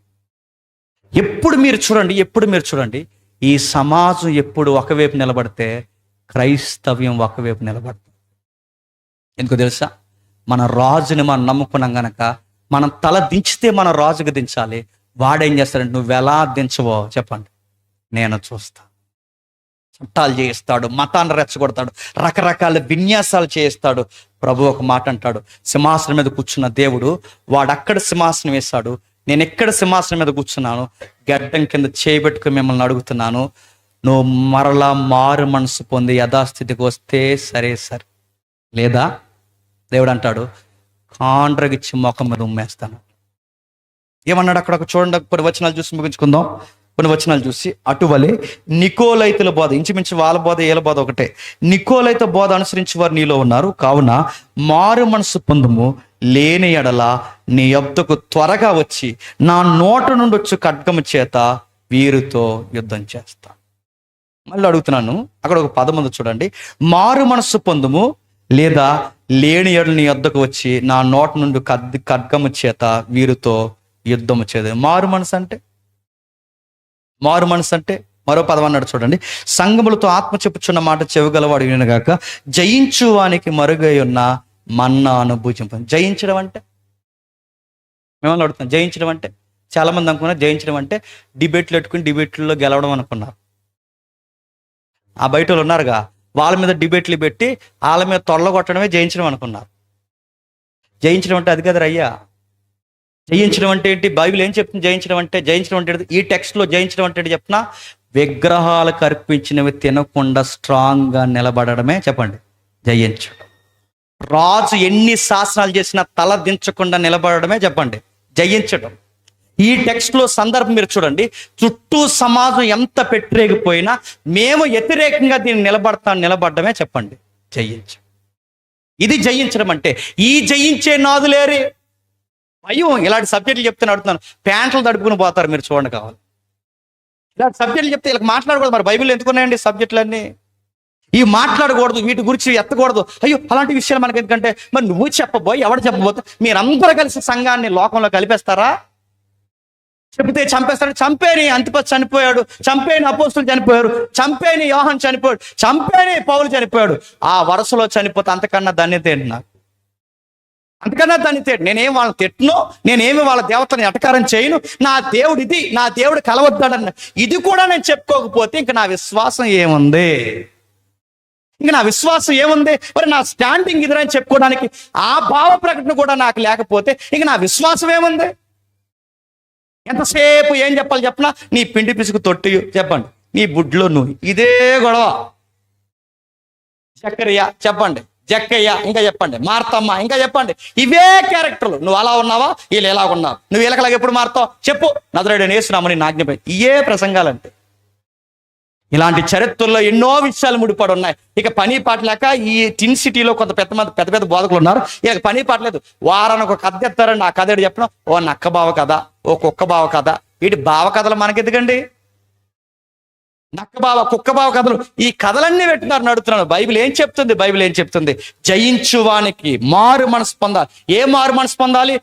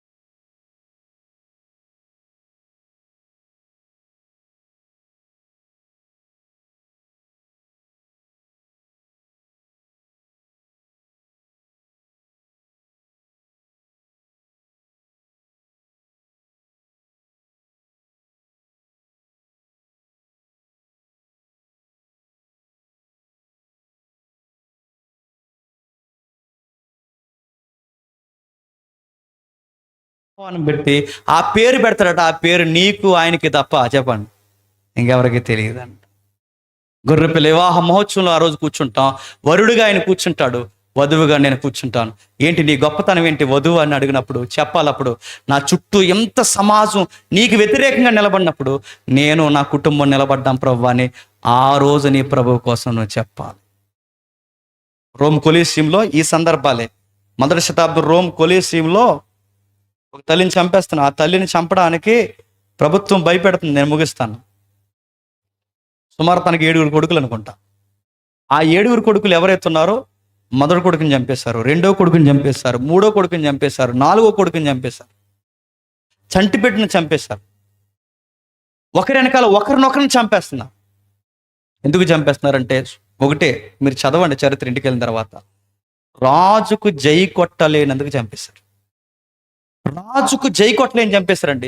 సుమారు ఆ స్టేడియంలో 50,000 మంది కూర్చుంటారు. రోమ్ కొలీసియంలో 50,000 మంది చూస్తుండగా చంటి పిల్లల కళ ముందు చెప్పి ఒక్కొక్కరిని చంపి అన్నారట ఆ తల్లిని. ఇప్పుడు చెప్పు, ఇప్పుడు రాజుకు జై కొడతావా మీ యేసుకు జై కొడతావంటే ఆ తల్లి అందట, చంపే కొలిది అన్నదట, నా యేసుకు తప్ప నేను ఎవరికి జై కొట్టలేదు. చూస్తుండగా ప్రజలందరూ చూస్తుండగా ఆ తల్లిని కూడా చంపేశారు. స్టేడియంలో ఉన్న ప్రజలు అప్పటి వరకు ఆనందంతో కేకలేసిన వాళ్ళు ఒక్కసారిగా ఆశ్చర్యంలో పడ్డారట. అరే, కొడుకుని చంపేస్తున్నా నా దేవుడిని ఎరగనంటుంది, చివరికి తన చంటి బిడ్డని చంపేస్తున్నా తన దేవుడిని ఎరగనంటుంది, చివరికి తనను చంపేస్తున్నా చచ్చిపోతున్నానని చచ్చిపోయింది తప్ప ఆ దేవుడిని ఎరగనని ఆ దేవునికి జైకొట్టి చచ్చిపోయింది అని, అసలు ఈ దేవుడు అంటే ఏంట్రని స్టేడియం నుంచి పరిగెట్టి అనేక మంది క్రైస్తవులై ఆది సంఘంలోకి చేర్చబడ్డారంట. మీరు గుర్తుపెట్టుకోండి. ఈరోజు మళ్ళీ అడుగుతాను, సువార్త నోటుతో చెప్పే రోజులు పోతున్నాయి చెప్పండి, నిలబడి చూపించే రోజులు చెప్పండి వస్తున్నాయి. నోటుతో చెప్పే రోజులు కనుమరుగవుతున్నాయి. చెప్పిన దానికి కట్టుబడి చావో రేవో తేల్చుకునే రోజులు త్వరలోనే వస్తున్నాయి. కానీ మీరు గుర్తుపెట్టుకోండి, చచ్చిపోతామేమో అనుకోకండి. చచ్చిపోయినా నో ప్రాబ్లం, మనకు ఒక భరోసా ఉంది. క్రీస్తునందు నిద్రించిన వారికి చెప్పండి ఏ భయం లేదు, మళ్ళీ తిరిగి లేస్తారు. తిరిగి లేస్తారనడానికి ఆధారం ఏంటి? తిరిగి లేస్తారనడానికి ఆధారం ఏంటంటే నిన్ను లేపుతానన్నవాడే మొదటగా తిరిగి లేస్తాడు. ఎంతకన్నా ఆధారం ఏంటి? ఆయన మొదటగా తిరిగి లేచాడు, ప్రథమ ఫలముగా ఆయన నిలబడ్డాడు. ఆ నిలబడిన వేళ అన్నాడు, ఎలా వెళుతున్నానో మళ్ళీ అలా వస్తాను, వచ్చినప్పుడు తమ తమ వరుసల్లో నా యందు నిద్రించిన వారిని చెప్పండి తిరిగి లేపుతాను. నువ్వు చర్చికి ఎందుకు వస్తున్నావు నాకు తెలియదు, కానీ ఈ రోజు నుంచి మళ్ళీ చెప్తున్నాను, నాకు తెలిసి ఇక రెండవ రాకడ పెద్ద దూరం ఏమీ లేదండి. నాకు తెలిసిన పరిధిలో నేను చెప్తున్నాను, జరిగిపోయే అవకాశాలు, రాకడ ప్రవచనాలు మెజారిటీ జరిగిపోయాయి. మొన్న జరిగిన ఆ నోటను తీసిన ఉత్తరం ప్రకారం కానీ, దానియేలు ప్రవచనాల ప్రకారం కానీ, బైబిల్ ప్రవచనాల ప్రకారం ఇంకా రాకడ పెద్ద దూరం ఏమీ లేదు. ఈ టైంలో నువ్వు కుళ్ళిపోయిన ప్రసంగాలు వినకుండా ప్రభు కొరకు ఎలా నిలబడాలో చూసుకు. ఎందుకంటే ఒకటి నువ్వైనా పోవచ్చు, ఎందుకంటే ఇటు బాంబులు వేసేయడానికి రెడీగా ఉన్నాడు పక్కన ఎవడు, పాకిస్తాన్ వాడు. ఒకటి నువ్వైనా పోవచ్చు, లేదా చెప్పండి ప్రభు అయినా రావచ్చు. రెండిట్లో ఏది జరిగినా మనం ఎవరి దగ్గర నిలబడాలి చెప్పండి? ప్రభు దగ్గర నిలబడాలి. రెండిట్లో ఏది జరిగినా ఆ ప్రభు దగ్గర నిలబడాలి. ప్రభువా, నా విశ్వాసము కాపాడుకుంటుని, నా పరుగు కడముట్టించుతుని, విశ్వాసం కాపాడు, నీతి కిరీటం నా కోసం ఉందన్నావుగా, ఆ కిరీటం కొరకు నేను నిలబడ్డాను ప్రభు అన్నాడు. ప్రభు అనాలి, బల నమ్మకమైన దాసుడా. ఆ రోజు అంతిపస్సే కాదు, ఆ తర్వాత అపోస్తులు, తర్వాత వాళ్ళు నేర్పించిన శిష్యులు నిలబడ్డారు. అంత స్ట్రాంగ్గా వాళ్ళు నిలబడ్డారు కనుకే ఈరోజు ఈ సిటీ వరకు చెప్పండి సువార్త వచ్చింది. లేకపోతే ఏమవుతుంది చెప్పండి? మెల్లమెల్లగా బైబిల్ అలా సమాజంలో కలిసిపోద్ది. నిలబడే సత్యం చెప్పే వాళ్ళు కరువుగా అయిపోతారు. రాజీ పడిపోయే బాధలు ఎక్కువైపోతాయి. ఈ దేవుళ్ళో చెప్పండి దేవుణ్ణి చేసేస్తాం. అందుకే ఆ రోజు అన్నాడు, పెర్గము సంఘంతో ఇలా చెప్పుము, చెవిగలవాడు ఇనుగాక. ఎవడు చెవిగలవాడు? ఈ మాటలు ఎవరికైతే అర్థమవుతున్నాయి, సాతాను సింహాసనం అంటే మీకు అర్థం అవ్వాలి, వాడు ఎవరిని ఎలా చంపుతున్నాడో మీకు తెలియాలి, వాడు రాజకీయాన్ని ఎలా అడ్డు పెట్టుకుంటాడో మీకు తెలియాలి. ఇలాంటి పరిస్థితులు ఎక్కువైనప్పుడు నీ పాస్టర్ గారు చనిపోయినా, మీ దైవజనులు చనిపోయినా, ఎవరు చనిపోయినా, ఏమైపోయినా నాగిటి మీద చెయ్యేసి మేము ఎనుదిరిగి చూడమగాక చెప్పండి. చూడమని చెప్పే రోజులు రావాలి, వస్తున్నాయి, ఉంటాయి. ఉన్నవారు ఉంటారు, వెళ్ళేవారు చెప్పండి వెళతారు. దేవుడికి కావలసిన శాసనం ఎప్పటికీ చెదిరిపోదు. ఆ శాసనంలో మీరందరూ ఉండునుగాక. Amen, amen, amen. ప్రార్థన చేసుకుంటాం.